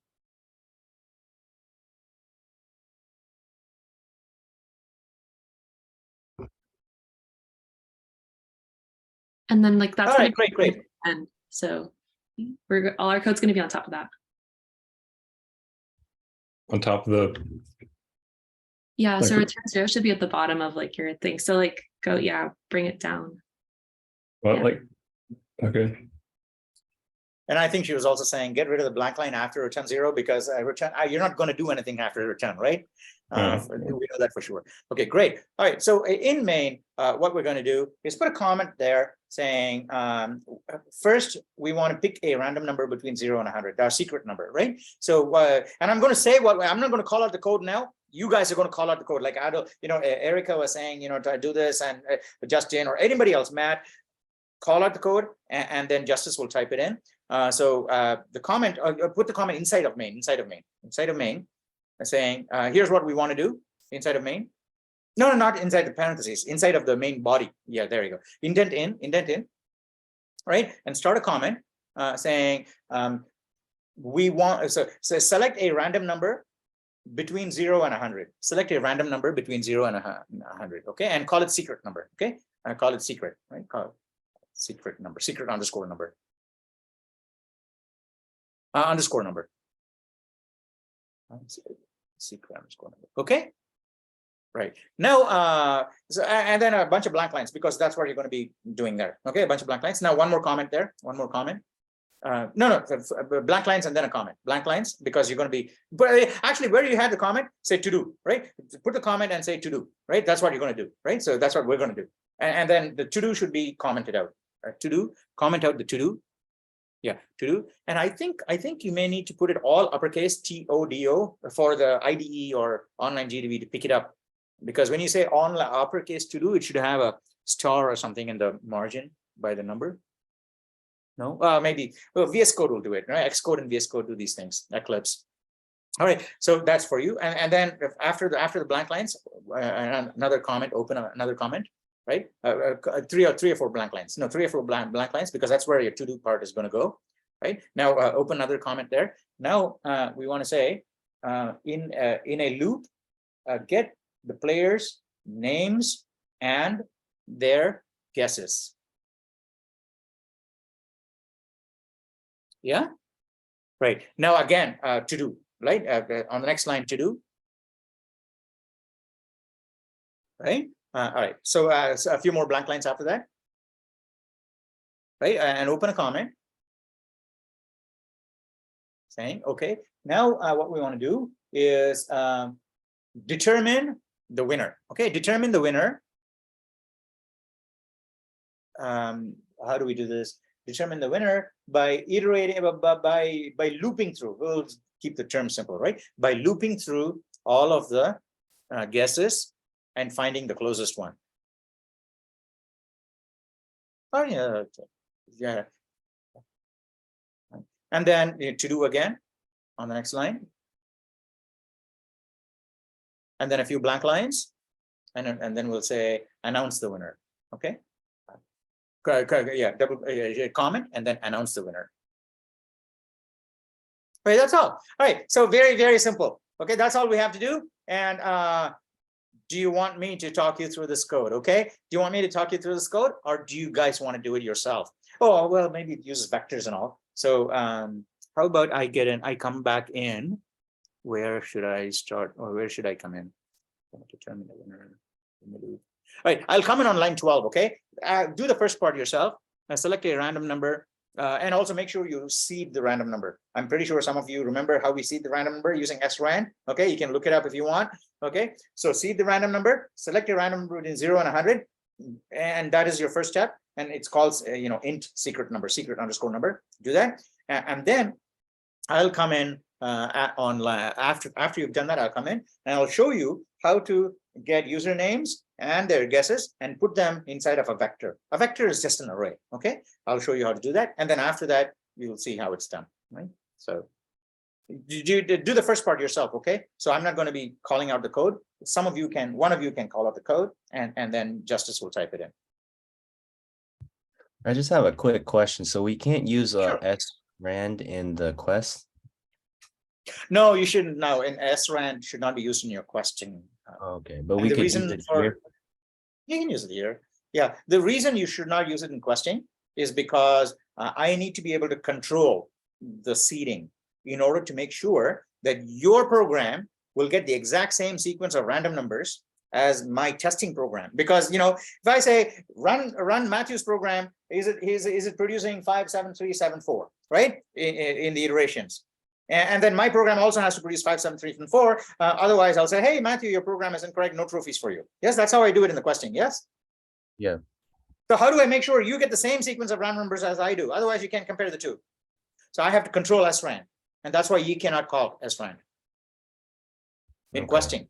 Right? In your professional coding, you'll call SRAN, obviously. Yeah. But and in your own testing too, when you write your own code and testing before you submit to questing, then also you'll call SRAN, but you shouldn't call SRAN when you submit code. That's all. Yeah. Okay. Does it answer your question, Matt? Yep. Okay, right. So so someone should call out the code and Justice will type. Okay, Justice is not going to type. Okay, even if he knows the answer. Hey, Justice, even if you know what you need to type, don't type it. Okay, someone else will call out the code and then you can type it. Thanks. It's usually two or three lines. Okay, someone will call out and please call out the code and then Justice will type it in.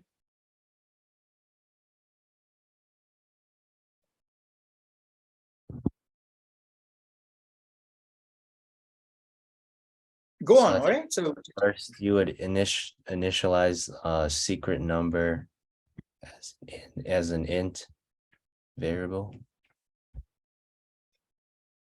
So you do int secret number. Am I putting a parentheses in front of that? Or no, just space secret number and then semicolon.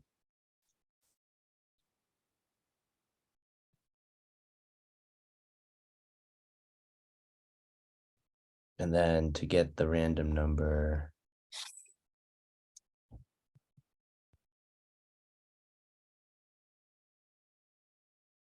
I think you would do secret number equals rand parentheses. RAND. And then we want to have the range of 0 to 100. So I think it's you do the modulo percent sign. Or you put the percent sign after rand. Or after the brackets or parentheses. I think it's 101? For 0 to 100. So you put 101.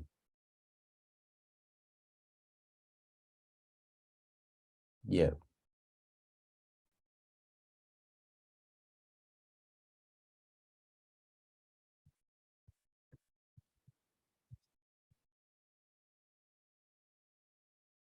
You can combine those two lines, right? Like if instead of like declaring and initializing, like you can just the second part, just when you're doing int secret underscore number equals rand parentheses modulo 101 semicolon. All right. So yeah, you can just type int where your cursor is right now and then just delete the line before it. Yeah. And then you need a semicolon.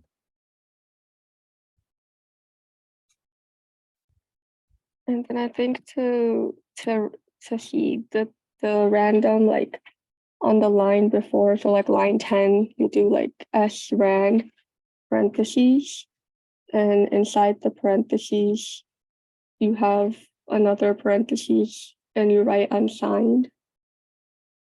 So it starts out with srand parentheses.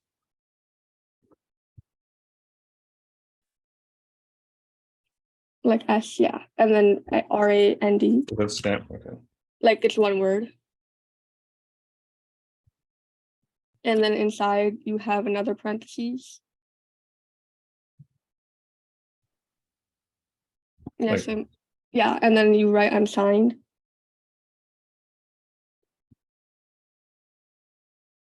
And then after the parentheses, after like you move your cursor one, And then you can, before that, like it's still inside the like the larger parentheses, Okay. yeah, there.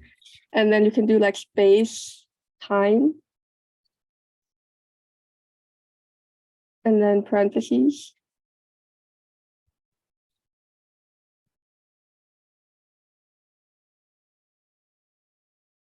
Zero L, I think. And then semicolon at the end. Zero L inside the parentheses of time.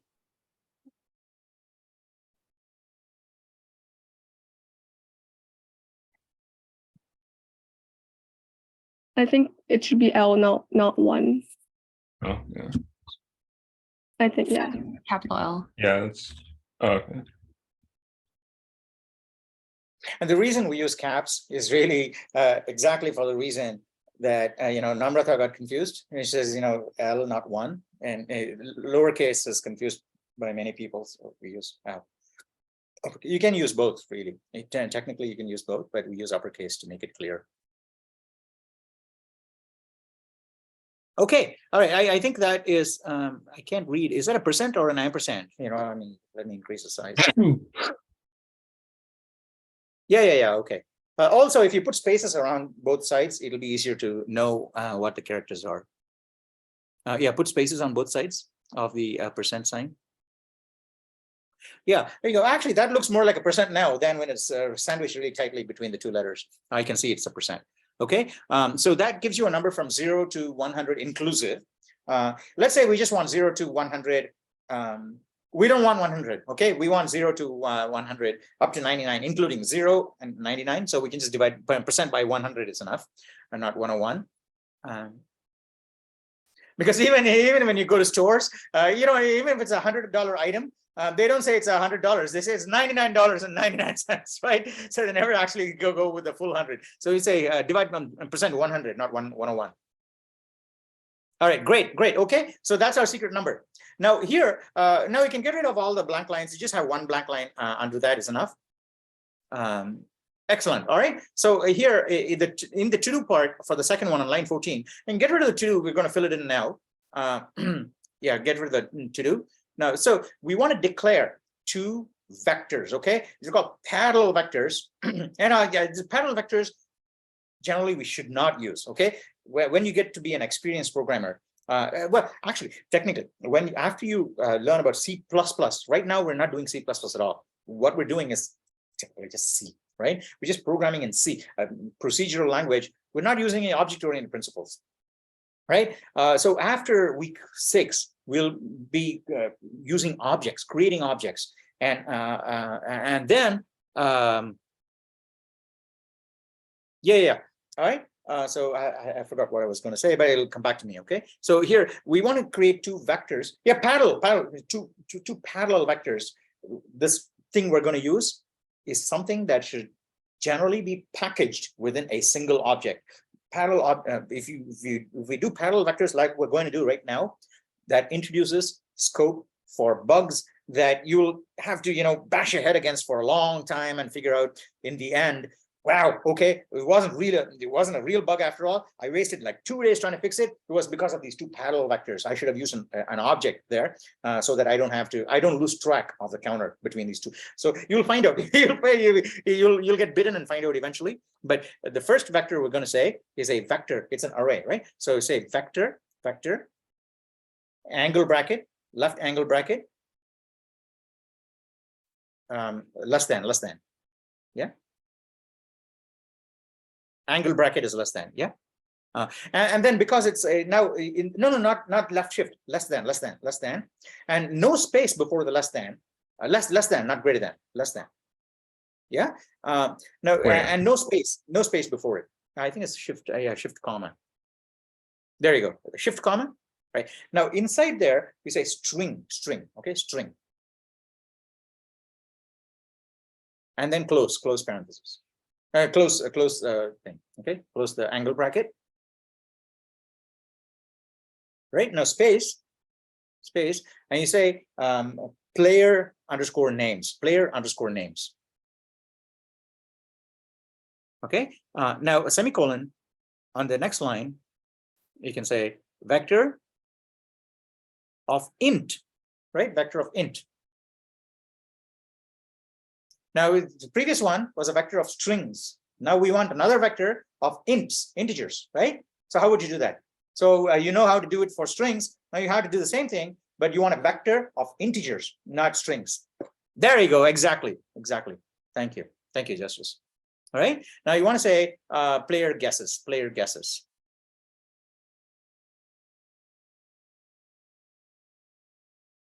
Okay. Now here's what we're going to do. Now make a variable right there. Right there, you can say string user input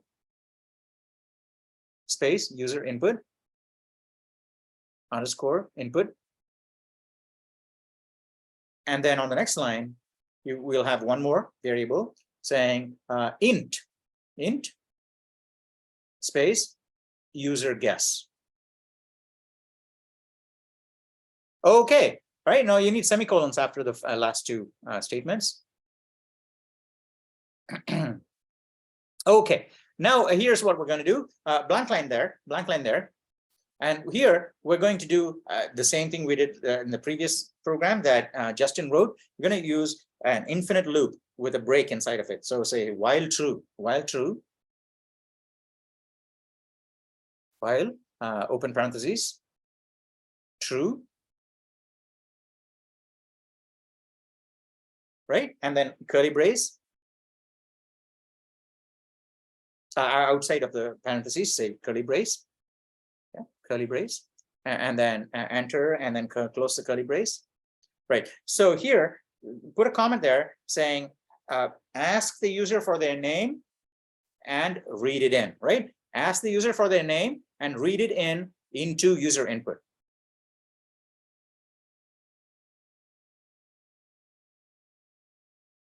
Right. User underscore input. Right. And then to do, right? To do, because that's that part you're going to do. Right. Right. Now, a couple of blank lines. And then now say comment, ask the user by name, right? So you got to say, Yuhao, what is your guess? Okay. You got to say, Charlene, what is your guess? Yuhao, Simon, right? So you got to say the name of the user and say, what is your guess, right? So ask the user by name to enter their guess and read it into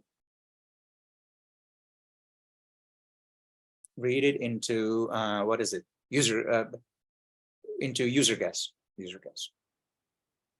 Okay. Can so I'm not going to do that. I'll do what's coming up after this now, and then I'm going to leave it back in your hands for you guys to flush out the to do part. Okay? Is that all right? Good. So now, yeah, under that, say to do again on line 74, hit enter. Yeah, to do. That's for you. All right. Now enter one more time. One more. Now here's what we're going to do. Comment. Stuff the user's name and their guess into our vectors.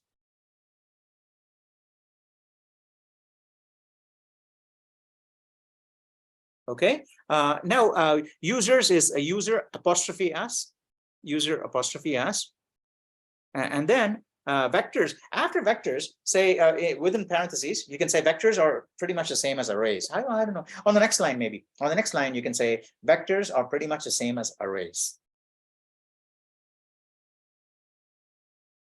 Mostly, right? So you say mostly, because there's some subtle differences. You won't need to worry about it right now. Mostly similar to arrays. Yeah, okay. Right. So here's what we're going to do. On the next line, you would say, what is it? Yeah, player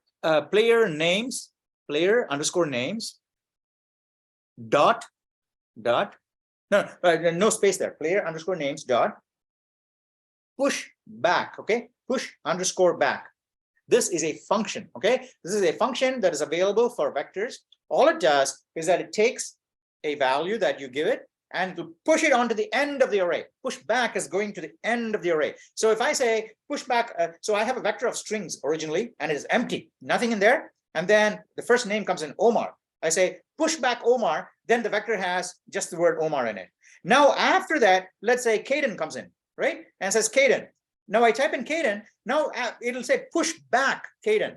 Now the vector after that pushback will have two things in it. It'll have Omar followed by Kaden, and its size will be 2, right? And then Muhammad comes in later, it'll have size 3, right? Omar, Kaden, and then Muhammad. So 3. So are you all together with me now? That is what pushback does. Pushback takes the value that's given and pushes it at the end of the vector, so the vector keeps growing. Yeah, is that okay? That's what we're going to do, right? So pushback, open parentheses, and in there you say username, right? Semicolon at the end. And you want to do the same thing with a user guess inside of player guesses.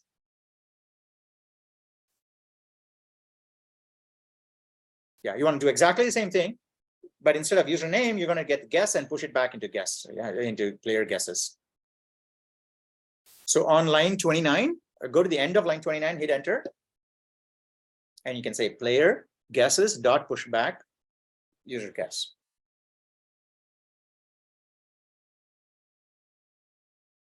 Okay, now we'll do one more thing here, which is exactly what we did in the previous program that Justin wrote. Okay, on line 22, open a comment that says if the user's name is empty, right? Print a message and go back to the top of the loop.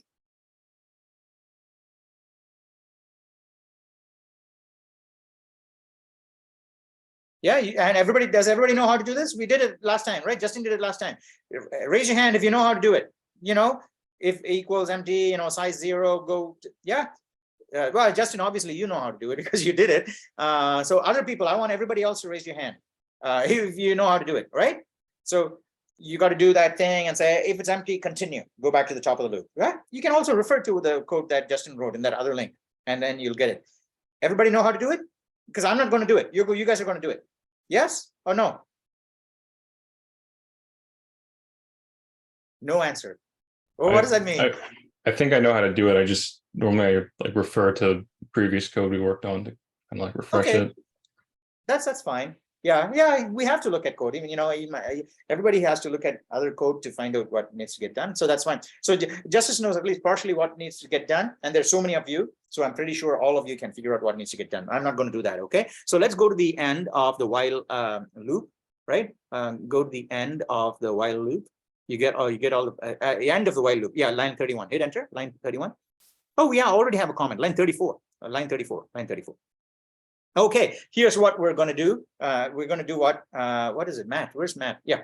So we're going to do what Matt suggested here. Okay. So here we're going to iterate through all of the player names, and right. So we say for size t I equals 0. For size t. And then obviously you need to have the parentheses and all. After 4. After 4, you need parentheses. 4. Yeah, and inside you need to say no, inside for size underscore t. I realized that it's just practice. Okay. What happens is that Justice wasn't sure where the parentheses should go. It is just practice. That's why it's very important to write lots and lots of programs. Even if we know how to do it, it's important to just write these programs just to get the hang of for loop, while loops. Just do it like 10 or 15 times. It's in your head. All right. So for size t, I equals 0, I less than. For size t, no. So that's why I said practice, right? So inside the parentheses, you say for size t space I equals 0. This is an idiom, right? This is an idiom that everybody will just get. It'll become second nature to you. This particular line that I'm calling out right now, semicolon. Yeah, semicolon space, and then I is less than. What is it? Player names dot size. Player names dot size.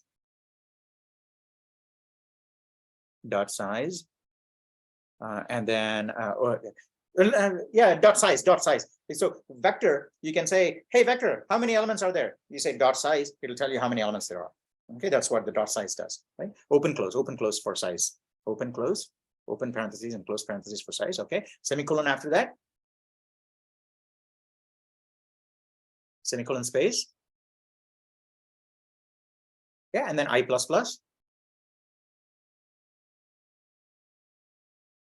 Okay, now go to the end, open a curly brace, and then we'll get the body of the for loop.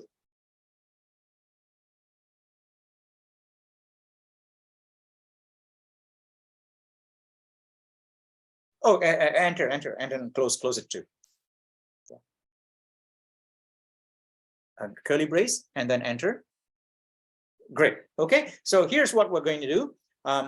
Above the for loop, we're going to do exactly the same thing we did last class, finding the maximum. Okay, finding the maximum. So above the for loop, you want to say, there. Hit enter above the for loop. There you go. There you want to say size t, winning index. Winning index equals 0, right? Winning index equals 0. Winning underscore index equals 0. So we're going to make an assumption saying that the same thing we did in finding the max and min last class. Remember, okay? So we're going to make an assumption because we want to find out who the winner is. We start off by making a hypothesis saying the first player is the winner, okay? And then we say check the second player. If the second player is closer, then we just revise our hypothesis. Saying, hey, you know what? I thought Omar was the winner, but Erica's guess is closer than Omar's, so Omar's not the winner anymore. Best index is now 2, and so on. So we're just going to keep changing it. And then when we get out of the loop, the best index will hold the person whose score is the closest to the secret number. Yes or no? Is everybody okay with the logic so far? Because essentially it's the logic. The logic is what screws us up most of the time because we're not able to see all of it. But if you're okay with the logic, the code will just follow automatically. So is everybody okay with the logic? That's what we want to do, right? We want to iterate through. We make the guess first. Our hypothesis is the first player is the winner. And then we look at the guesses of all of the players. If any player's guess is closer, then we just update our hypothesis saying that player is not the winner anymore. This player is the winner. That's all we're going to do. Yes. Now, do you want me to walk you through this code, or you can do this too? I can. Well, maybe I'll do this because you got other to-dos earlier on that you can fill out. Okay. So, so inside of the for loop, all we're going to do is inside the for loop, hit enter on line 35. Hit enter on line 35. Oh, you need a semicolon. You need a semicolon after the winning index line. Yeah, semicolon there, right? So yeah, go inside the for loop. Inside the for loop. Still on the Yeah, first hit enter. Yeah, and on line 36. Go to line 36. Yeah, right. Thank you. Right. So here we're going to say, how do we do this? Oh yeah, we need one more. Okay. Winning index equals 0. Oh wait a second. Winning index equals 0. Yeah. Okay. No, I think we're good. Okay. So we got the winning index. Now here we're going to say, we'll make it slightly easier. We'll use one more variable. Okay. Later on, you can figure out a way in which you can not have that variable, but I'm going to use one more variable just to make sure everything is clean. Okay. So after size t winning index equals 0, hit enter on line 34. On line 34, hit enter, right? And say size t winning difference, right? Winning difference equals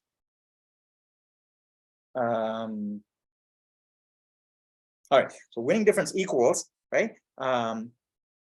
ABS, all right? ABS, lowercase ABS, open parentheses, that is the absolute value, what Matt said, absolute value.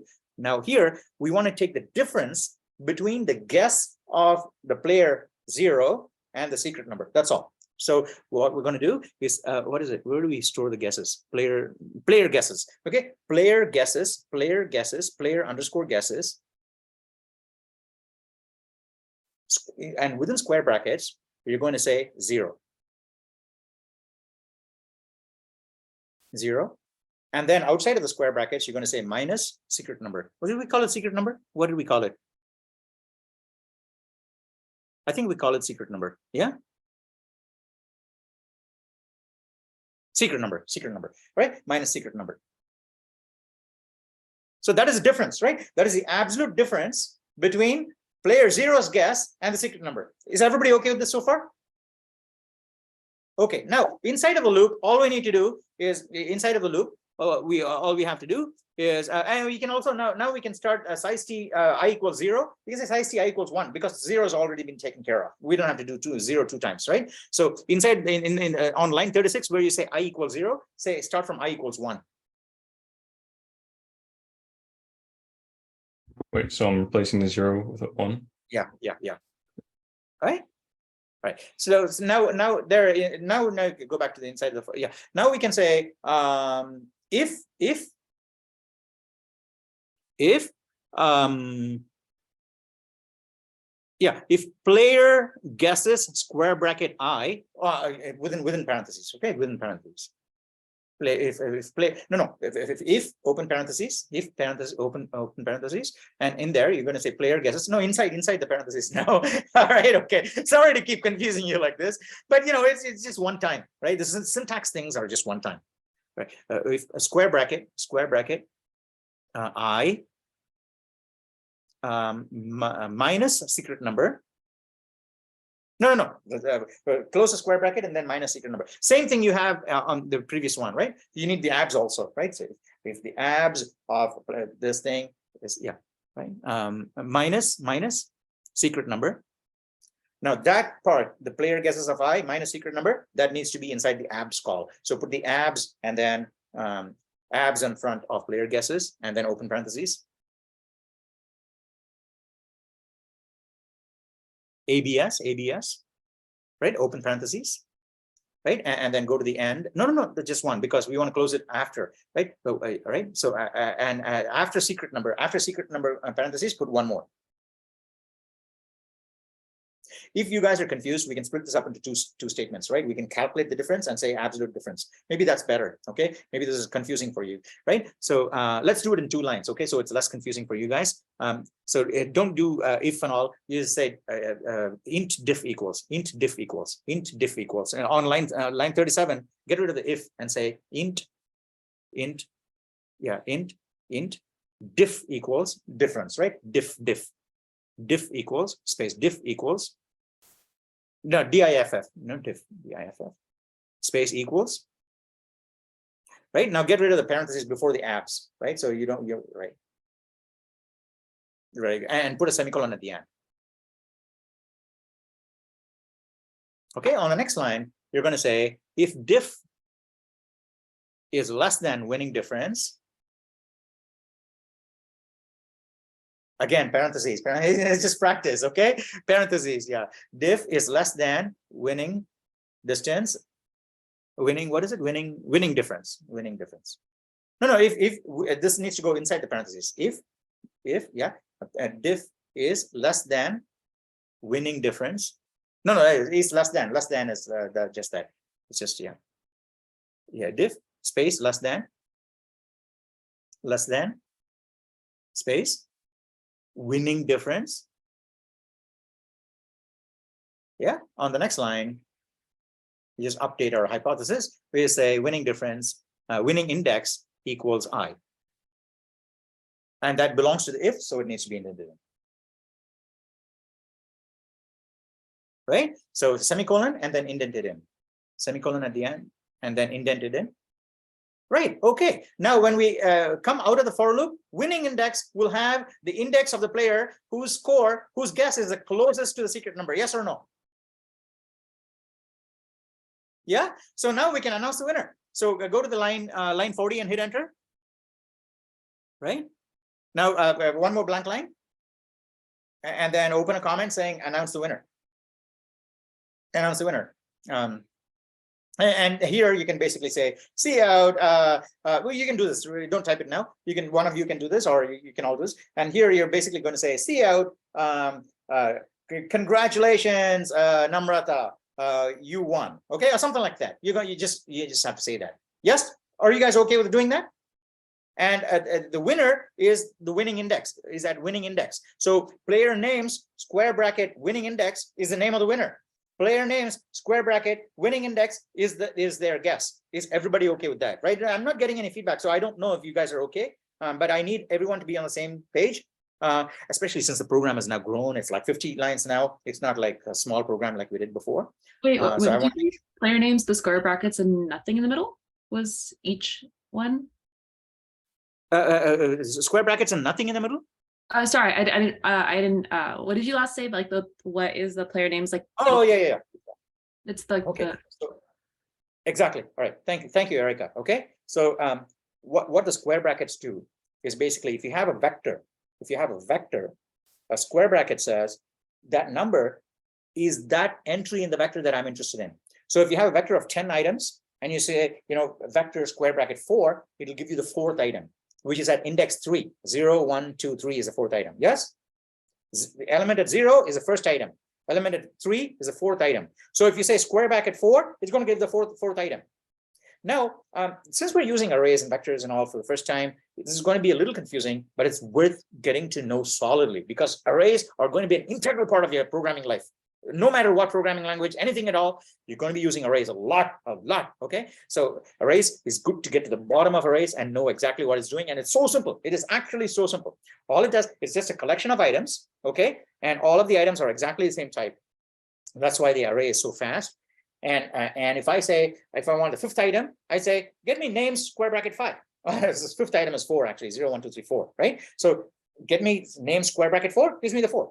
Now in here, if you look at it on line 38, what are we doing? We're comparing the difference of the current player's guess from the secret, right? On the previous line, on line 36, on line 37, we're calculating the difference. And the difference is, what is the secret number? The secret number minus this player's guess, the ith player's guess, right? Inside the loop, the player is constantly changing. The first time in the loop, you're looking at the first player of 0, player guesses of 0, right? The second time in the loop, the second player. So you're iterating through all of the players one by one. And then you're finding the difference of that player's guess with a secret number. Now, if that difference is better than the best difference you got so far, then the winner is changed. So the square bracket indexes into the array and gets you that item out of a collection of many items. That's all it does, okay? It looks like it's a new syntax and complex and all, but that's all it does. It basically just reaches in to a specific place and pulls that item out. That's all. Yes? All right, so to make it clearer, in fact, why don't we do one more thing, okay? Inside the for loop, hit enter on, go to the end of line 36 and hit enter. Hit enter, which is going to print a diagnostic message, okay? So it's a diagnostic message, meaning we're going to put it in and run it just to see what's going on. But after we're confident that the program runs, we're going to remove that line, okay? So it's going to be a diagnostic message. So in fact, you can say open comment, and say print a diagnostic message to be deleted after we're sure the program is okay, right? Print a diagnostic message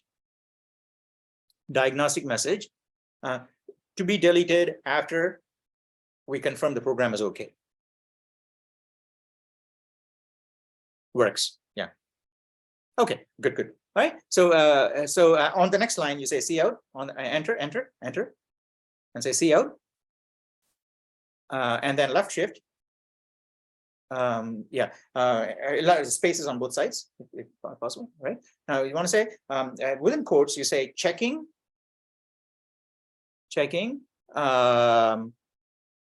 And then outside of the quotes, you want to say outside of the quotes, left shift, space left shift.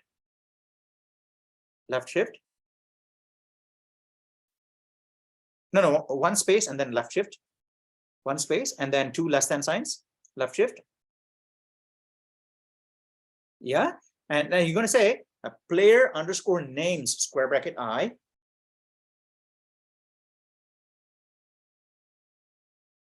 No quotes and then no capital P, right? No quotes and then it's just the variable. We're getting the vector, right? Player underscore names, a square bracket I, and no space before the square bracket, right? And then another left shift at the end, one more left shift, and then open a single quote. Right now, you got to run this in your head to see how it'll look in on the screen, which you'll find out. When you run it, you'll find out apostrophe, single apostrophe. I think it is shift. Apostrophe is just the double quote without the shift. Yeah, right. And then S space guess equals space equals space, and then outside of the quotes again, left shift, player guesses square bracket I.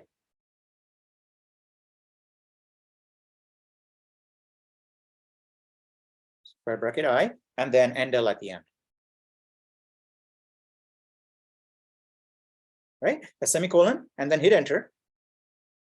Right, so we're just printing a just to make it clear, because Erica asked that question. When you run this, it'll be like blindingly clear, right? Blindingly clear oxymoron, right? So it'll be very clear, and saying that, you know, oh, well, that's what's going on in the loop. We're just going through one player and a guess at a time, right? I0, 1, 2, 3. You'll actually see it in happening. Now that's basically it. I think this program is ready to go. Well, it's 10:05. All right, so it's ready to go, except for the to-do parts, which I am confident you guys can do by yourself easily. Yes or no? Because the to-do is, we've done it, because the vector parts, we've already done the vector parts. I mean, we just did the vector parts. So the to-do is there, asking the user for the thing, and then the next one is getting the guess and reading it into a number. All of that is I think you can do it. Namrata, you have a question? Yeah, I was just wondering, like in the if, when we're updating the winning index, if the difference is less, do we also have to update the winning difference? Oh, yes. Thank you so much. All right. Oh, wait. Do we? Let's see. Winning difference. Yes. Let's update the winning difference also. Thank you. Right. So what Namrata said, you know, that was a bug that Namrata caught. Okay. So go to line 40. Line 40. Is it 40? Oh no, line 41. Line 41. Yeah. Put a curly brace there. Curly brace. Yeah. And then after line 42, hit enter. Now say winning difference equals diff. That's what Namrata was saying. Yes. Semicolon. And then enter, and then close the brace. Close the curly brace. No, close. There you go. Okay. Now everything is there. Under announce the winner, do you have a to-do? Do you have a to-do there under announce the winner? Oh, you got 2 of those. Get rid of one of those. And then just say to do. You guys have to do it, right? So just do a to do there. All right. Now you guys just need to flesh out the to do part, and then post many versions of this code on the subreddit like you've been doing. Okay. This is, you know, say Rouge's version of The Price is Right, or Justice's version, right? Antonio's version. So each one can post their own version of the code, is, you know, The Price is Right. And of course, you can also say, I did it, but it's not working. Can someone help out?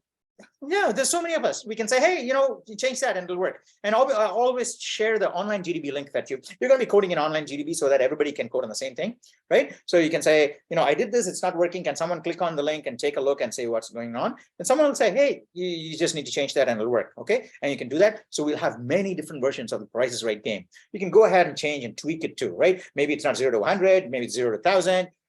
You can do. Let your creativity run loose. Okay, so make your own changes, your own version if you want. You don't have to, but you can make your own changes so that other people will also be, so that not everybody's posting the same code, right? So make your own versions of this code and post it, and we'll run it. And if you don't manage to get it done, we'll try and get back to this on Tuesday, but I'm hoping we don't have to. I'm hoping that you guys will be done with this by next week, so that next week, week 4, we'll do some more array-based stuff, okay? We'll do more arrays and vector-based programming next week. But that is basically it. We took loops and we also, you know, folded in a bit more of what's going to come next week, which is arrays. But hopefully this is all clear to you now. And are you guys confident enough to finish up this program, right? Finish up meaning there's about 4 to-do items. You got to do the 4 to-do items. Play a game with one of your friends or family members, okay? And say, hey, you know, I did this game and we played it, and you know, here's a screenshot of our game. Cool, that is fantastic. So do that, and I hope to see a lot more of that in the forums this week. Yes or no? Are you guys comfortable with doing that? Yes, raise your hand if you're comfortable with doing that. Jay, are you comfortable? Right? Because Jay, are you okay with this code? You can do this? Great, excellent. All right, so excellent. And you would have seen the announcement that went out yesterday, right? Because a lot of you sent an email to me saying, hey, Prof, I'm very uneasy because I don't know if I'm participating enough. Do I get enough points and things like that? Okay, that's why I posted that announcement. So the way is at the end of the quarter in week 11, you're just going to send me a report, a PDF document, right? Or a Reddit post that you can link to, which will basically have a selection of all of the posts that you are happy for me to look at, happy for the world to look at, happy for your hiring managers, your family members, everybody to look at. You'll prepare one document with lots of links in there saying, hey, I made an observation about a for loop. I made an observation about vectors going out of bounds. Hey, here in this post, I helped out Elijah. He was stuck in a some kind of an error, and we tried and we found that's what it was, and it was really interesting. And so all of these things, one or two lines explanation and a link, 1-2 lines explanation and a link. So prepare the document and send it. That's what I'll evaluate. Okay, it'll be like your essay, your English essay, final English essay for points. I'll do that. So you don't have to be worried saying, hey, am I participating enough? So by the end of the quarter in week 11, you have to have at least about a dozen of these links, and one document in which you can have at least a dozen of those links. I mentioned this last class too, I think, right? Because Omar will probably say, here's something I did for the graphic for Hex. That could be a link. So you'll be doing lots of those, and that's what I'll evaluate at the end of the quarter, right? And so you don't have to worry. And all of them could come after week 6 too. But you got to make sure that you have enough of these posts, and the best way to get enough of those posts is start early. Because at the end of the quarter, you're going to be selecting. You may have like 50 posts, but you don't want to include all of the 50 posts in that report you're going to send. You're going to pick the best of those, right? The ones that can get you the most points. You're going to pick the best of those posts and make the document with the best posts. And you can get a good selection only by starting early and making lots of posts. So you can ignore a lot of those and pick the best, put it in the document, send it in for grading. Okay, so that's what's going to happen. We'll forget about how the syllabus says it's going to be calculated, right? Because that's also wishy-washy and nobody knows how everything happens. So this way it's all very clear cut. You send a report, that's what I'll evaluate, and that's what gives you points. Yes, everybody happy with that? Great, fantastic. All right, so I actually had a good time today because we managed to do 2 different programs. We also managed to line up, someone, Charlene is going to code next week, so we have a programmer for at least one programmer for next week. And we managed to do something that's really cool. We didn't get to the end, but I'm happy that we left out chunks of it that are simple enough for you to complete and then post on the Reddit. Okay, so was this class useful? Did you guys learn some new stuff today? Yeah. Okay, great. I'm very pleased. I'm very pleased. And this is the last class for this week. So I'll see you on Tuesday. And before that, hopefully, I hope to see many completed versions of this game.